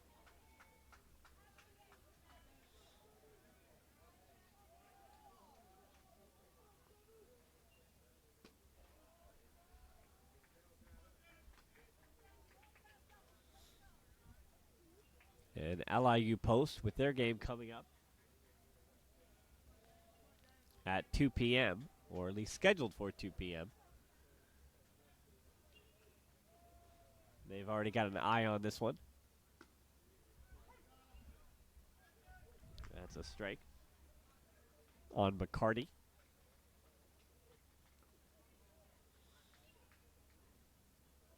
Berardi, the towering right-handed pitcher.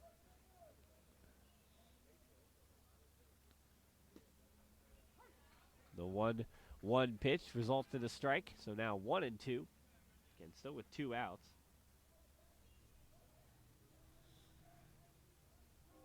And those earned runs are going to be credited to Anthony Alicki. Alicki, who hit 100 pitches. Cardi calls time. The idea with Joe Tonelli was to let Anthony Alicki stay in there, the senior pitcher, one of your leaders in the clubhouse, to take care of business, but just too many walks.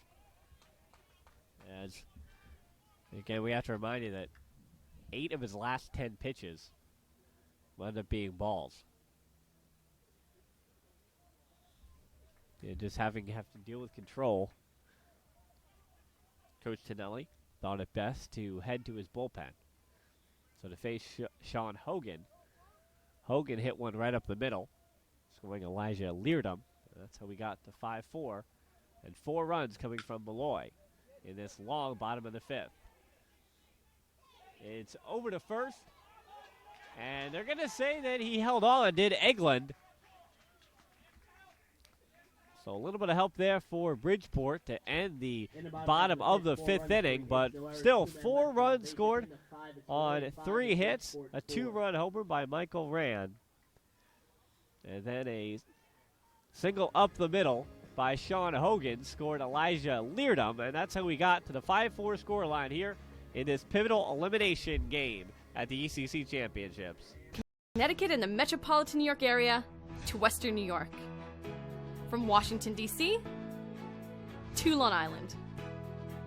The East Coast Conference is committed to excellence in academics, athletics, and service to the community throughout the Northeast region. The East Coast Conference, a proud member of NCAA Division II.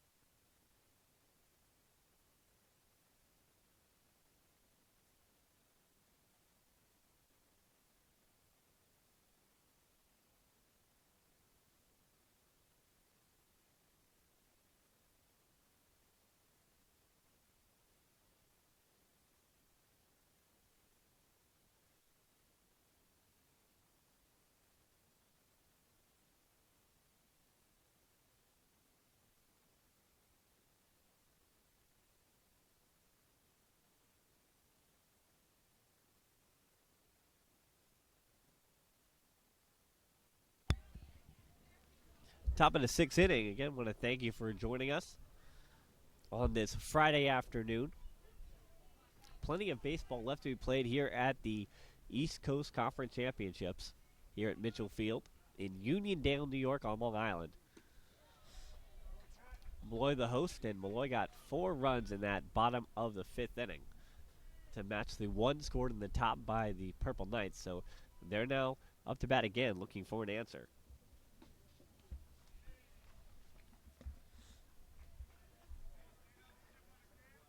Casey McCone, the third baseman, in his 3rd at bat. 0 for 2.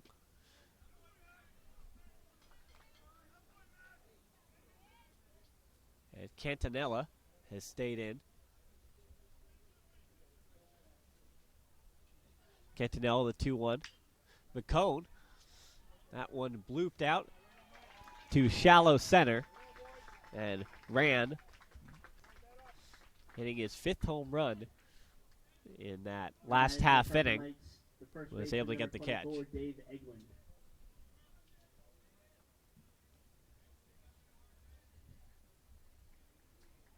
Callanella's got 5 strikeouts, 2 looking on 86 pitches.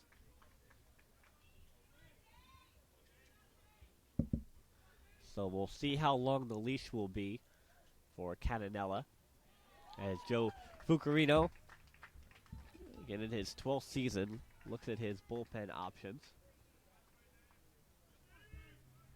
Cantanella, the junior from Middle Village, New York, and as so many players are in the ECC, in Archbishop Molloy, product is Cantanella. The 1-2. This one fouled off. Back towards up. Of course, that's why they put the screen up.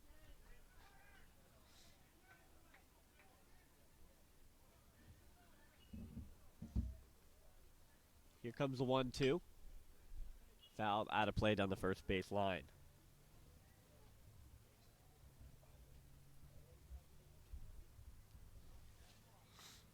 Dave Eglund had a pretty good day in the field. He's scooped up a few and helped out the rest of his infield. But Eglund strikes out here. Now batting for the and Purple goes Knights, down second for baseman number the 5, second out. Nicola. Stephen DiNicola, the second baseman. Comes to go take another crack at it.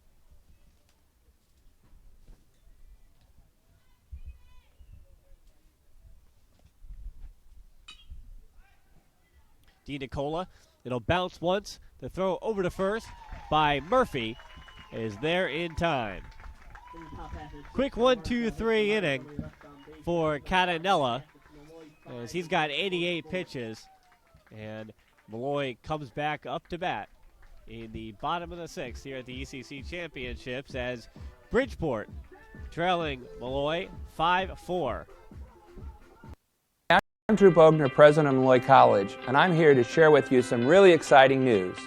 Molloy College was recently named the #1 Value All-Star in the United States by Money Magazine. That's right, #1 in the country. We are proud that Money Magazine has recognized what we've always known at Molloy College. We invest in student success, and we challenge them to succeed. Molloy students are committed to a value system that stresses a strong work ethic, resiliency, professionalism, and leadership. It's why they graduate and why they get hired. We invite you to visit Malloy and see for yourself why you belong here.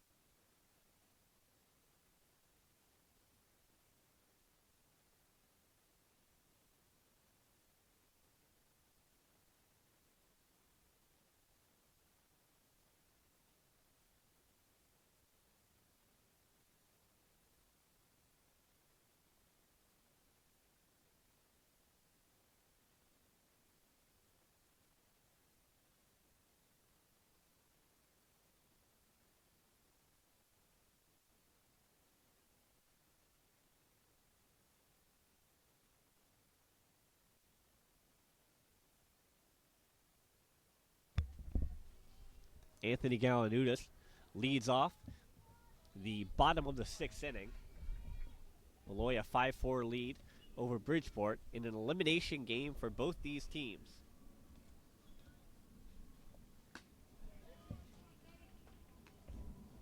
If you're Bridgeport, you'd love to get back to that championship game for a second consecutive year. They lost 3-2, really you'd say in heartbreaking fashion against Dowling, where Bridgeport made it interesting late with 2 runs in the 9th inning after being shut out for the first 8. And Dowling captured their first and what would be their last, obviously, East Coast Conference Championship. And the first since 2012, should we say.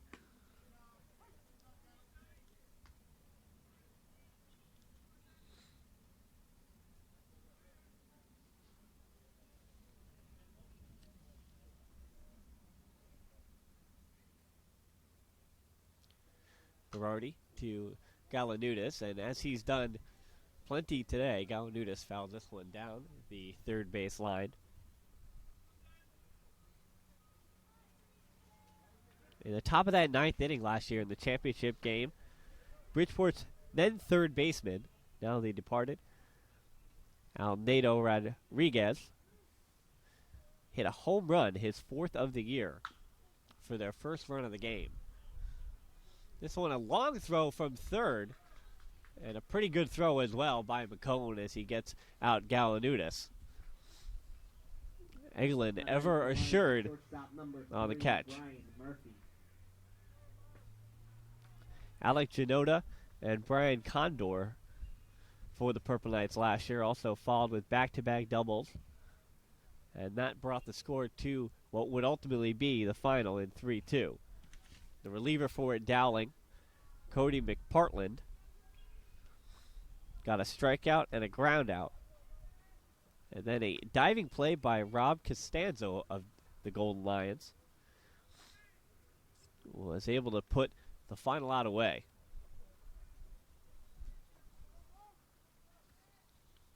But as we had mentioned, Bridgeport, just due to the strength of the ECC, was able to find their way anyway into the NCAA tournament.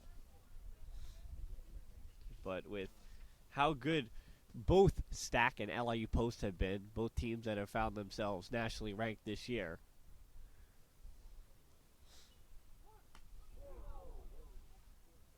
even if whichever team is able to get out of this one, be it Molloy or Bridgeport, they'd have a hard sell if they're not the number 2 team in the ECC to get a bid to the NCAA tournament.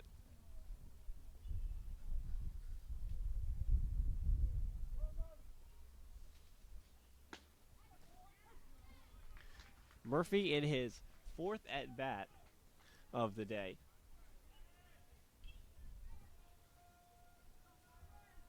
He's 1 for 2 with a walk. 2 runs scored. And he lines it out to center field. It bounces once, and Murphy is now 2 for 3 on the day with 1 walk and 2 runs scored. So a pretty good day at the office for the senior infielder from Elmont. Not to mention, Murphy's also got 3 stolen bases to remember, and now he's back out there on first to ravage the base pass. And so Grabowski, you can tell, just a little bit higher on his toes and crouched a little bit farther forward. The bunt down the third base line, picked up by McCone. Nice stretch by Eglin to get the out, and Murphy now moves to second. The bunt by Albergina works to effect to move the runner to second.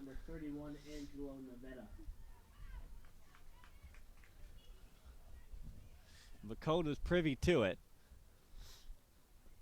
And as we'd say, it's unfortunate it doesn't show up in the box score, but some of those plays that Eglin has made over at first today, showing the full repertoire of defensive abilities at first.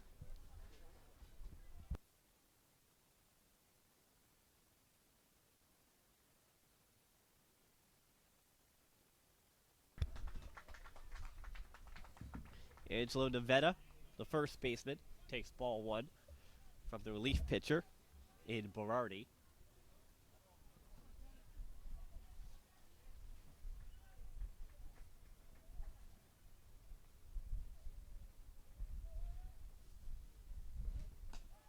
Nevada takes ball 2 high.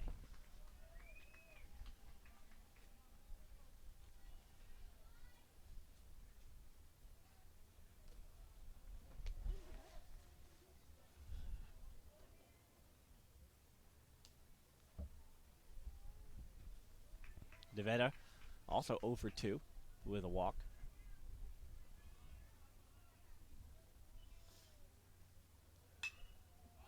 He pops this one up inside the infield.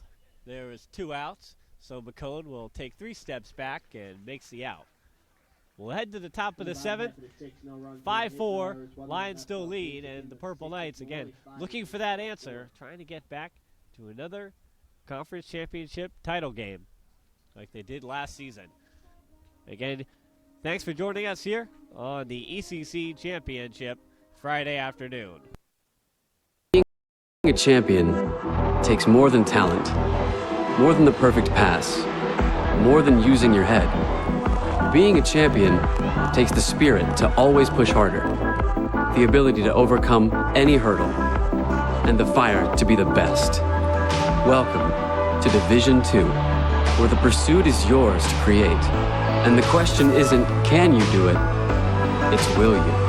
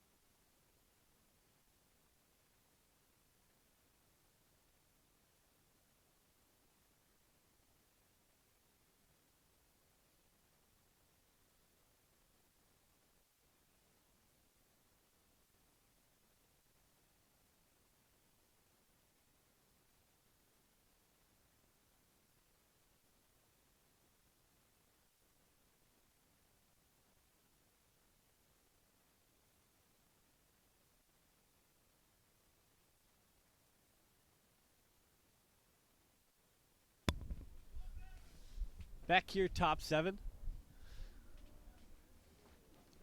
Bridgeport down by 1, 5-4. They trail the Lions. They've got 3 innings now to work with if they want to stave off elimination.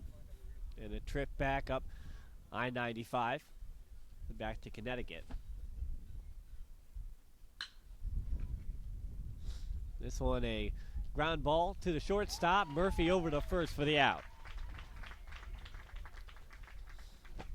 Cantanello, who came into this inning at 93 pitches, well, that was only 1 pitch there, so you have to think that head coach Joe Fucarino for the Lions would hope that Cantanello can get through this inning. But that dreaded 100 pitch mark is something that the starter for Bridgeport, Anthony Alicki, had trouble with, giving up the home run to Michael Rand in the bottom of the 5th inning. And then 2 straight walks is what knocked him out of this contest.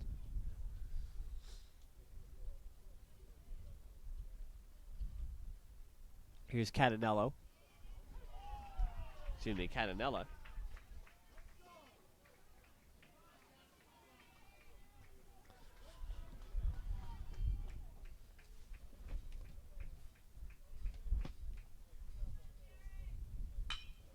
Grabowski again to Murphy. Murphy up with it. It's deja vu for out number 2. Now batting for the Purple Knights is center fielder number 21, Tyler Gambardella. And this has been the marquee battle between pitcher and batter so far today. Gambardella in now his 3rd at bat. His first 2 at bats. The first was a 9-pitch at bat that wound up sparking his team in the top of the 3rd inning to the 3 runs they scored. And then his second at bat was a 6-pitch at bat, and this one already 1-1. He fouls this one down the left field line, out of play. So 1-2 and 2 outs on Gambardella.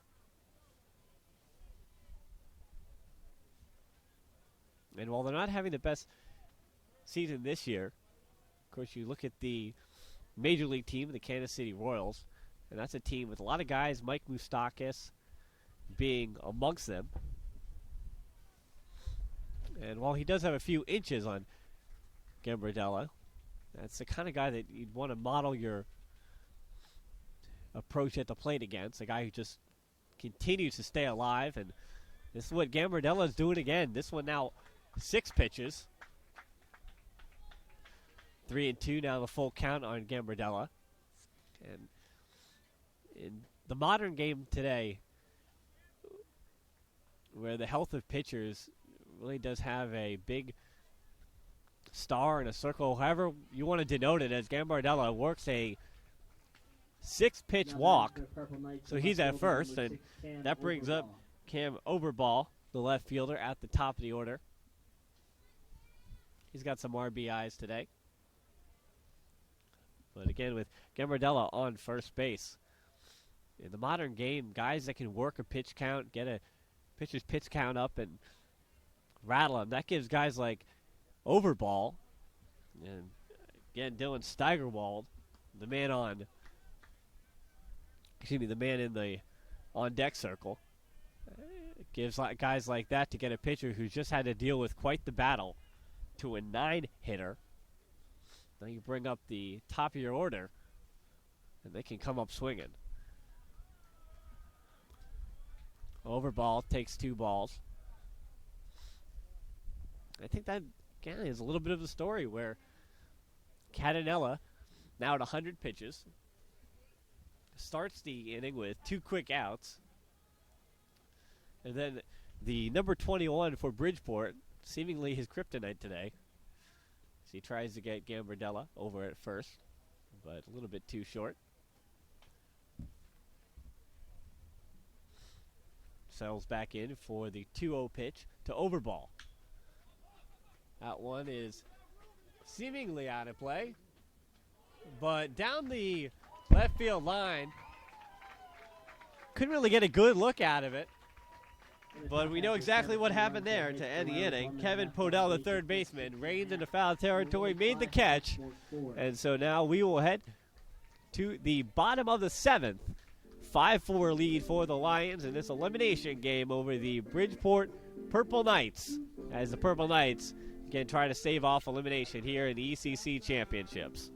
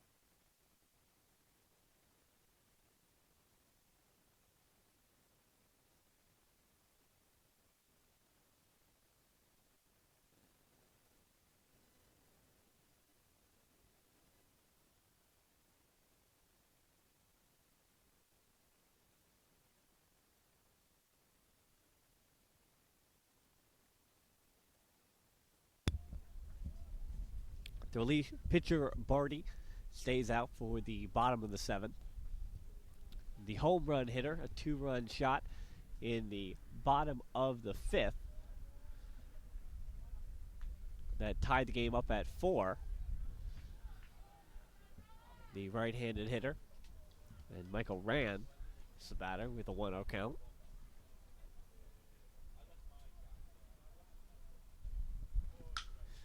The pitch, and Rand hits this one out to right field, ranging in foul territory, and the sliding catch, it appears. Yep, that's going to be a sliding catch.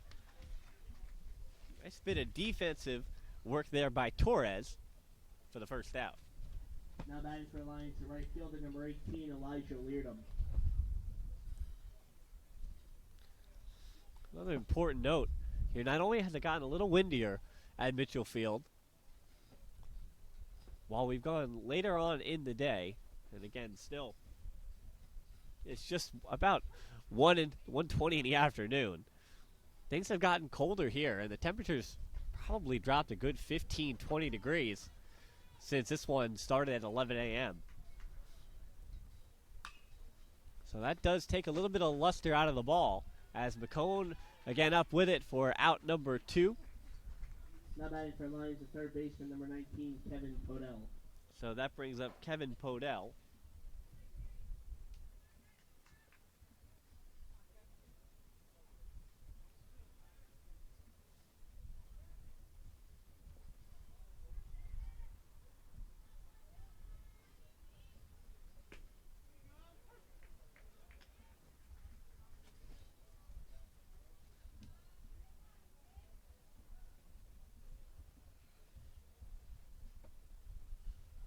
Berardi.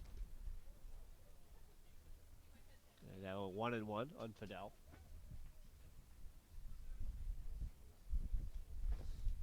While Malloy may lead 5-4, as here comes the 1-1 from Berardi, and that is a ball outside. Bridgeport is 3 for 6 on the afternoon with runners in scoring position. And meanwhile, Molloy just 2 for 10.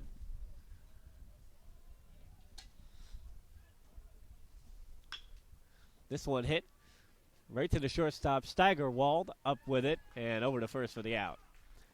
So a 1-2-3 inning.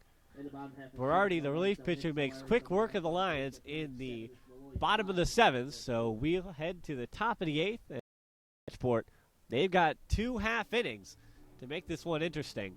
Down by 1 run here in an elimination game in the ECC Championships. If I lose, I'll respond with respect.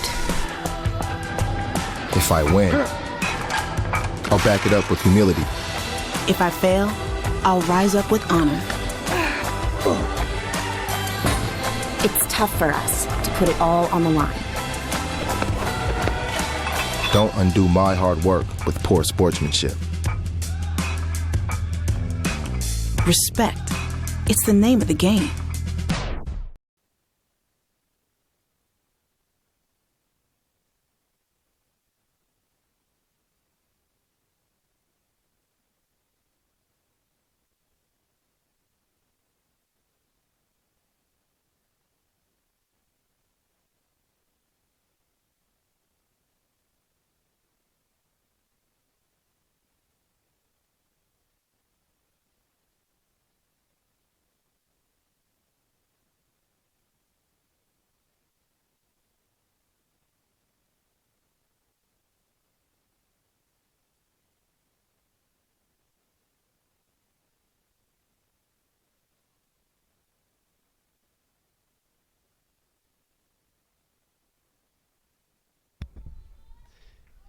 Catanella faces his 29th batter. Batting for the Purple Knights, the shortstop number 4, Dylan Steigerwald. This being Dylan Steigerwald.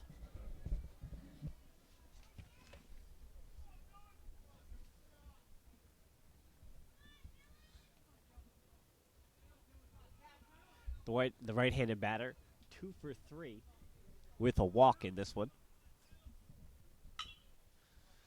Steigerwald, Murphy up with it. Over to first. Steigerwald will head right back down. A correction, Steigerwald just 2 for 3 on the day. Now batting for the Purple Now make Knights, that 2 for 4. hitter number 25, Zach Berger. Zach Berger comes back up. His sac fly in the top of the 3rd was what gave the Purple Knights a 3-1 lead at the time. And Malloy was able to erase that one in the bottom of the 5th inning with their 4 runs scored. Bridgeport had added an additional run in the top of the 5th. A good piece of hitting there by Berger out to the gap. He could have 2 if he hustles. This one's going to be closer than you think. And safe, says the umpire at second base. Berger slid head first and gets a double now with 1 out Now batting for to the bring Purple up Knights, Casey McCone. third baseman number 24, Casey McCone.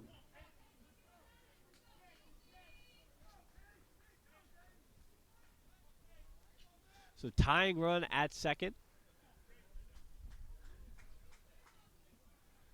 And the winning run stepping to the plate. Of course, we're not in walk-off territory just yet. But for Bridgeport, obviously, not being given the option to walk off, being the visiting team in this one. But Wallace felt like the last 2 innings, the advantage was going in favor of the Lions. Catanella sits at 105 pitches right now. So Joe Fulcarino, if he doesn't take him out here, might have to say this could be his last batter.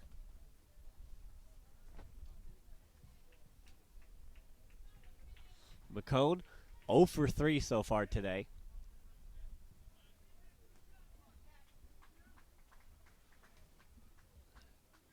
The junior pitcher steps in.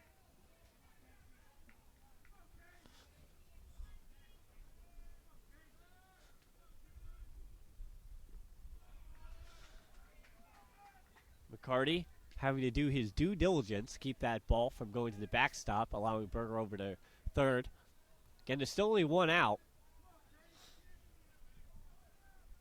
And the 1-0 pitch upcoming to McCone. McCone fouled this one out of play.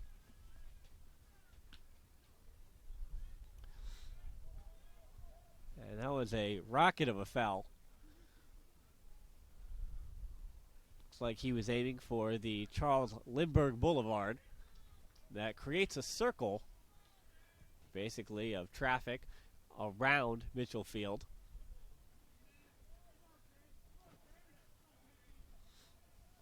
Just a moat of automobiles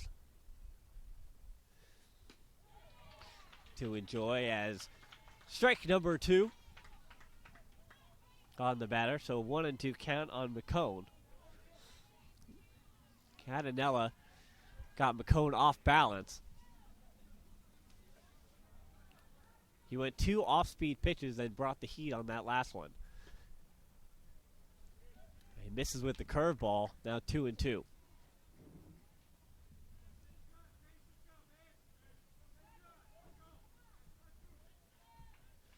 Again, this could be Catanella's last batter as he gives the 2-2 to McCone, looks off Berger.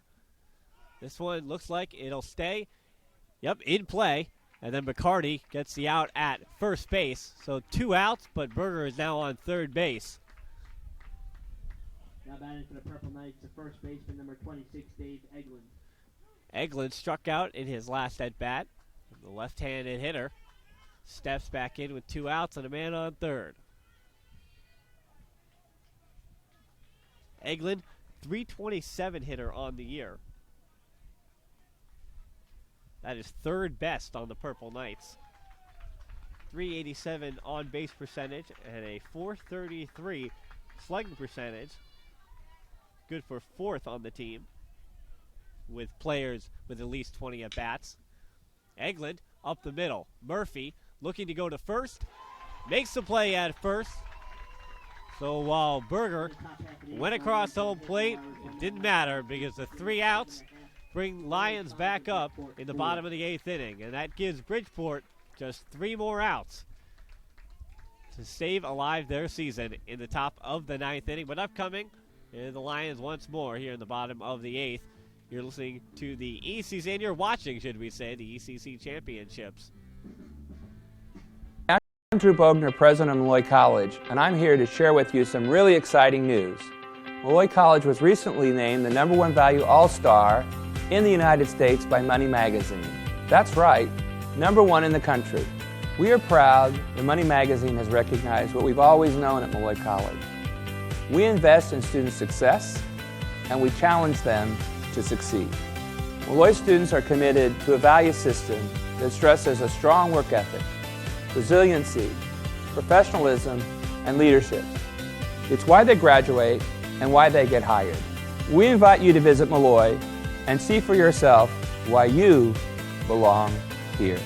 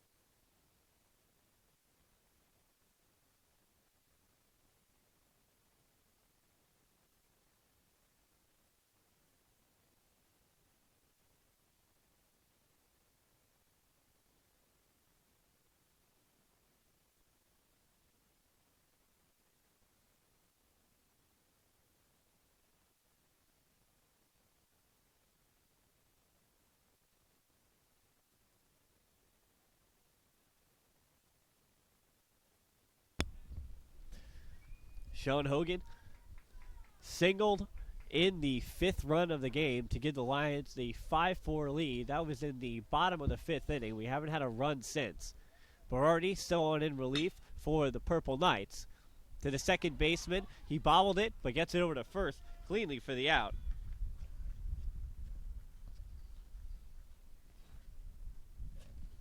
Now batting for the Lions, the catcher, number 7, Jack McCarty.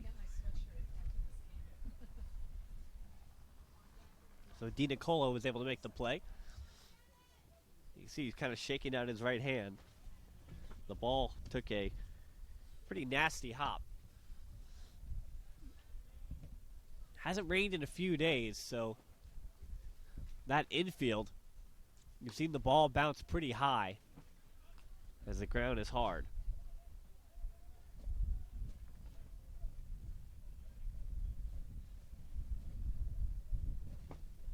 McCarty, 0 for 3.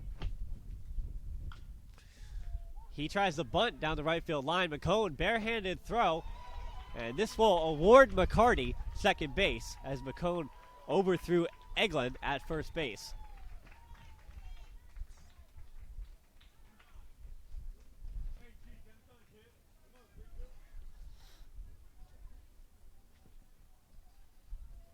Galanudis 0 for 3 on the day, as well as McCarty just was, but now McCarty 1 for 4.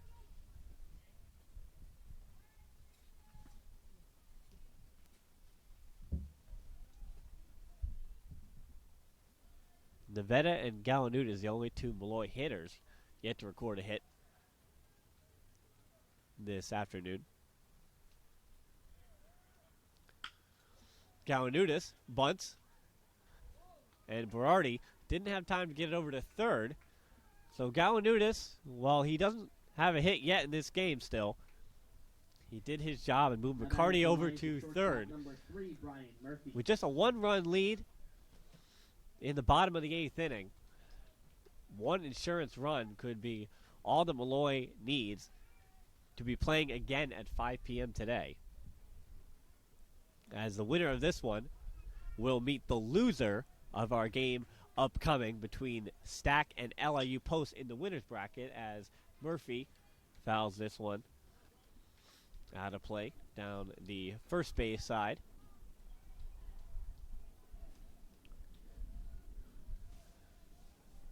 And the game upcoming, just to warn you, that could be an offensive explosion.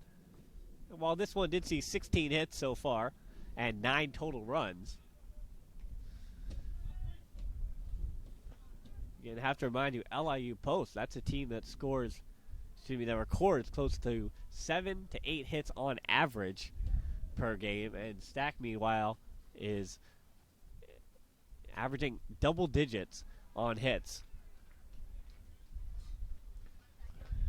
And of course, those numbers always skewed by big blowout games.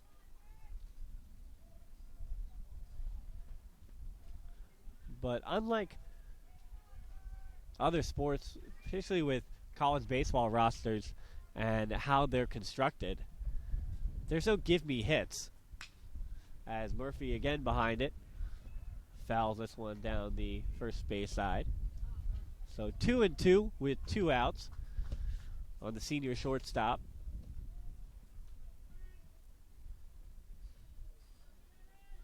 His 2 runs scored today have been an important spark plug, along with his 3 stolen bases. And he's been on base every time he's been at the plate.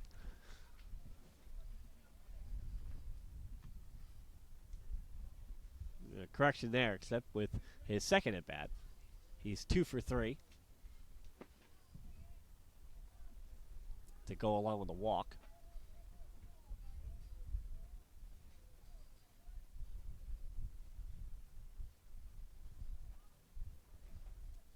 Berardi, and it looks like there could be a play at home. The flip over and the insurance run scored. McCarty came in from third. The ball bounced up uncomfortably for Grabowski. And then the flip by Grabowski, not in time for Berardi, and not on target.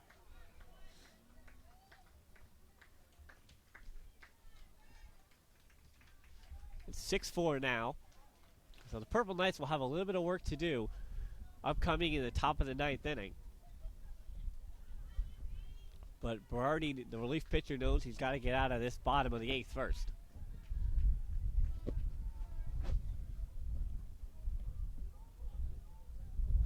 Berardi, the 3-2, and that's a strike right down Broadway. Murphy goes down looking, but an insurance run added for the Lions. McCarty on a ball that could not be controlled by Grabowski at the plate. And so the Purple Knights with one more shot to continue playing on and play again at 5 p.m., where, again, the winner of this one will meet the loser of game number 2 today. Again, this is the East Coast Conference Championships. Connecticut and the metropolitan New York area to Western New York. From Washington, D.C. to Long Island. The East Coast Conference is committed to excellence in academics, athletics, and service to the community throughout the Northeast region. The East Coast Conference, a proud member of NCAA Division II.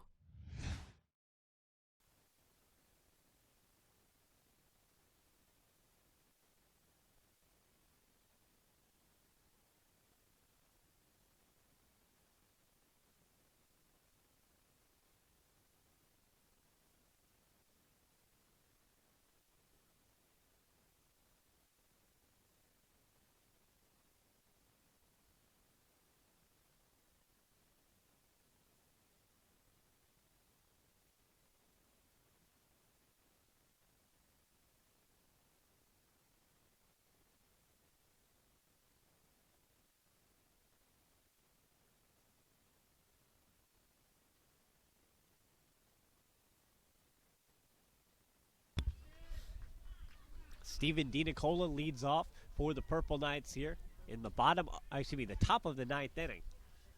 There wouldn't be a bottom of the ninth inning if Molloy holds on to their narrow 6-4 lead against the Purple Knights.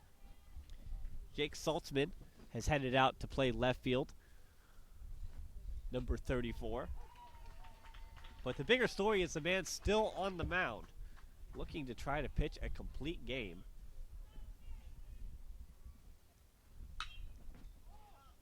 Hit out to center field.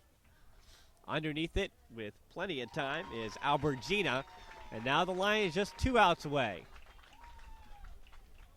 Now batting for the Purple Knights, the right fielder, number 1. Ben So the hope of the Purple Knights comes down to Ben Torres, the right fielder, and following him, Darren Grabowski, the catcher.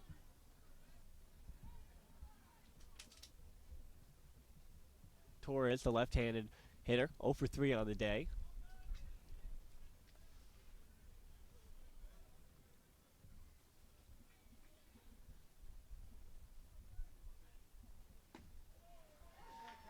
Catanella converts on the strike. It's 1-1 on the batter, Torres. He deals this one out of play down the first base line.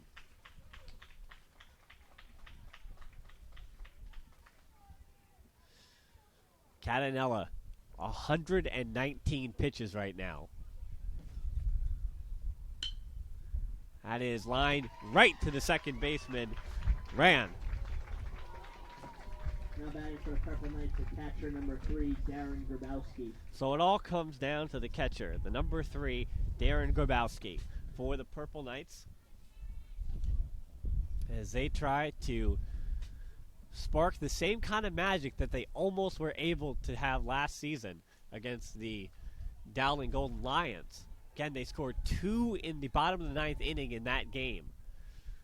They were just 1 run short. Catanella, first pitch, misses low at the knees of Grabowski. So can the Purple Knights replicate the magic that they were almost able to come to fruition last season in that championship game against Dowling? Second pitch to Grabowski is inside. It's 2-0. Catanella with plenty of momentum and pace and rhythm, but they've all resulted in balls in this at-bat. If Grabowski walks here, that would put the tying run at the plate. So a strike right down the middle, 3-1.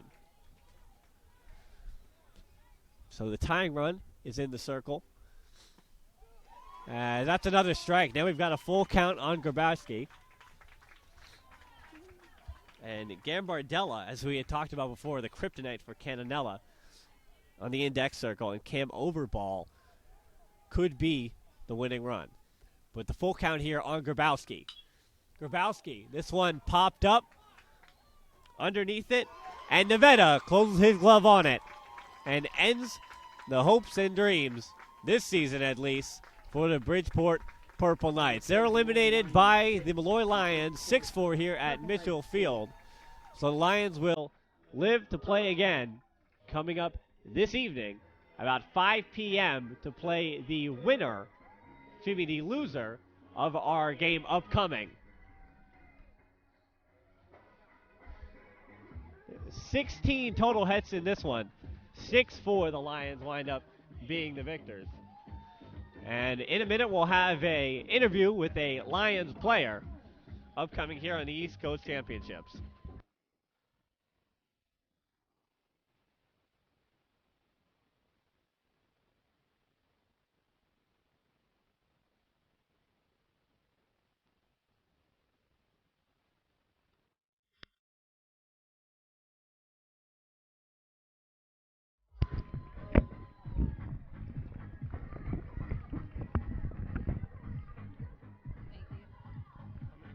Okay, thank you.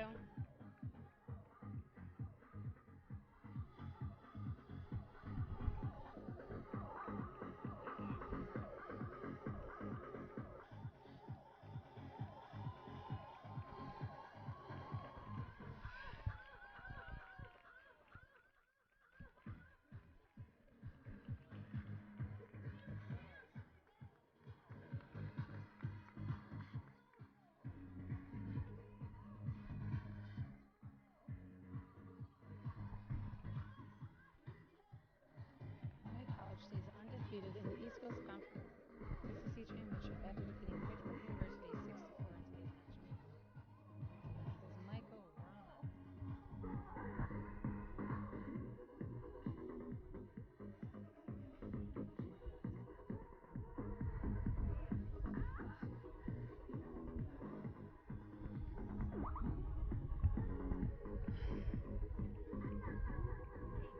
Yeah, he's getting him.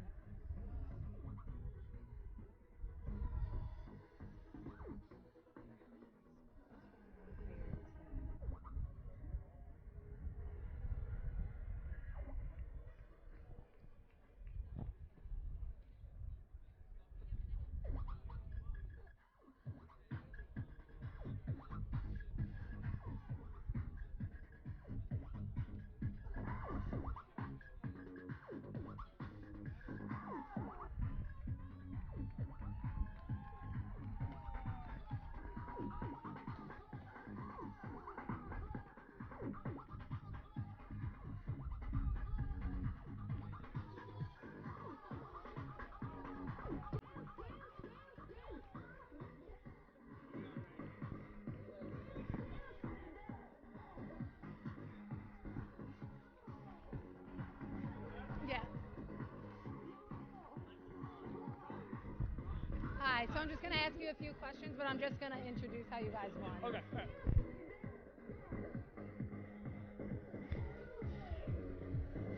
Welcome back to the East Coast Conference Championships. Molloy win game number 3. They eliminate the Bridgeport Purple Knights. The score 6-4. And now getting joined by the man with the 2-run home run. Shannon Dewar speaks with Michael Ron. Molloy College stays alive in the ECC Championship after defeating Bridgeport University 6-4. Here with us from Malloy is Michael Ron, who scored the home run to tie the game. Can you tell us about that home run that you scored? I was trying to get a run in, and I got a curveball up, and I just kind of stayed on top of it and got it out. So it was good that we got the game. It's good we tied the game up. We got the win. Staying alive for one more game, and hopefully can win this one and get into tomorrow on the championship day. Now, your home run sparked a turnaround for your team. What was going through your team's heads in the second half of the game? We're kind of feeding off the energy. Great start by Cat now. He struggled a little bit in the one inning. We made a couple errors, but we really came back, shut it down on the defensive end, and he pitched great. Now, in tonight's game, who would you like to see your team match up against?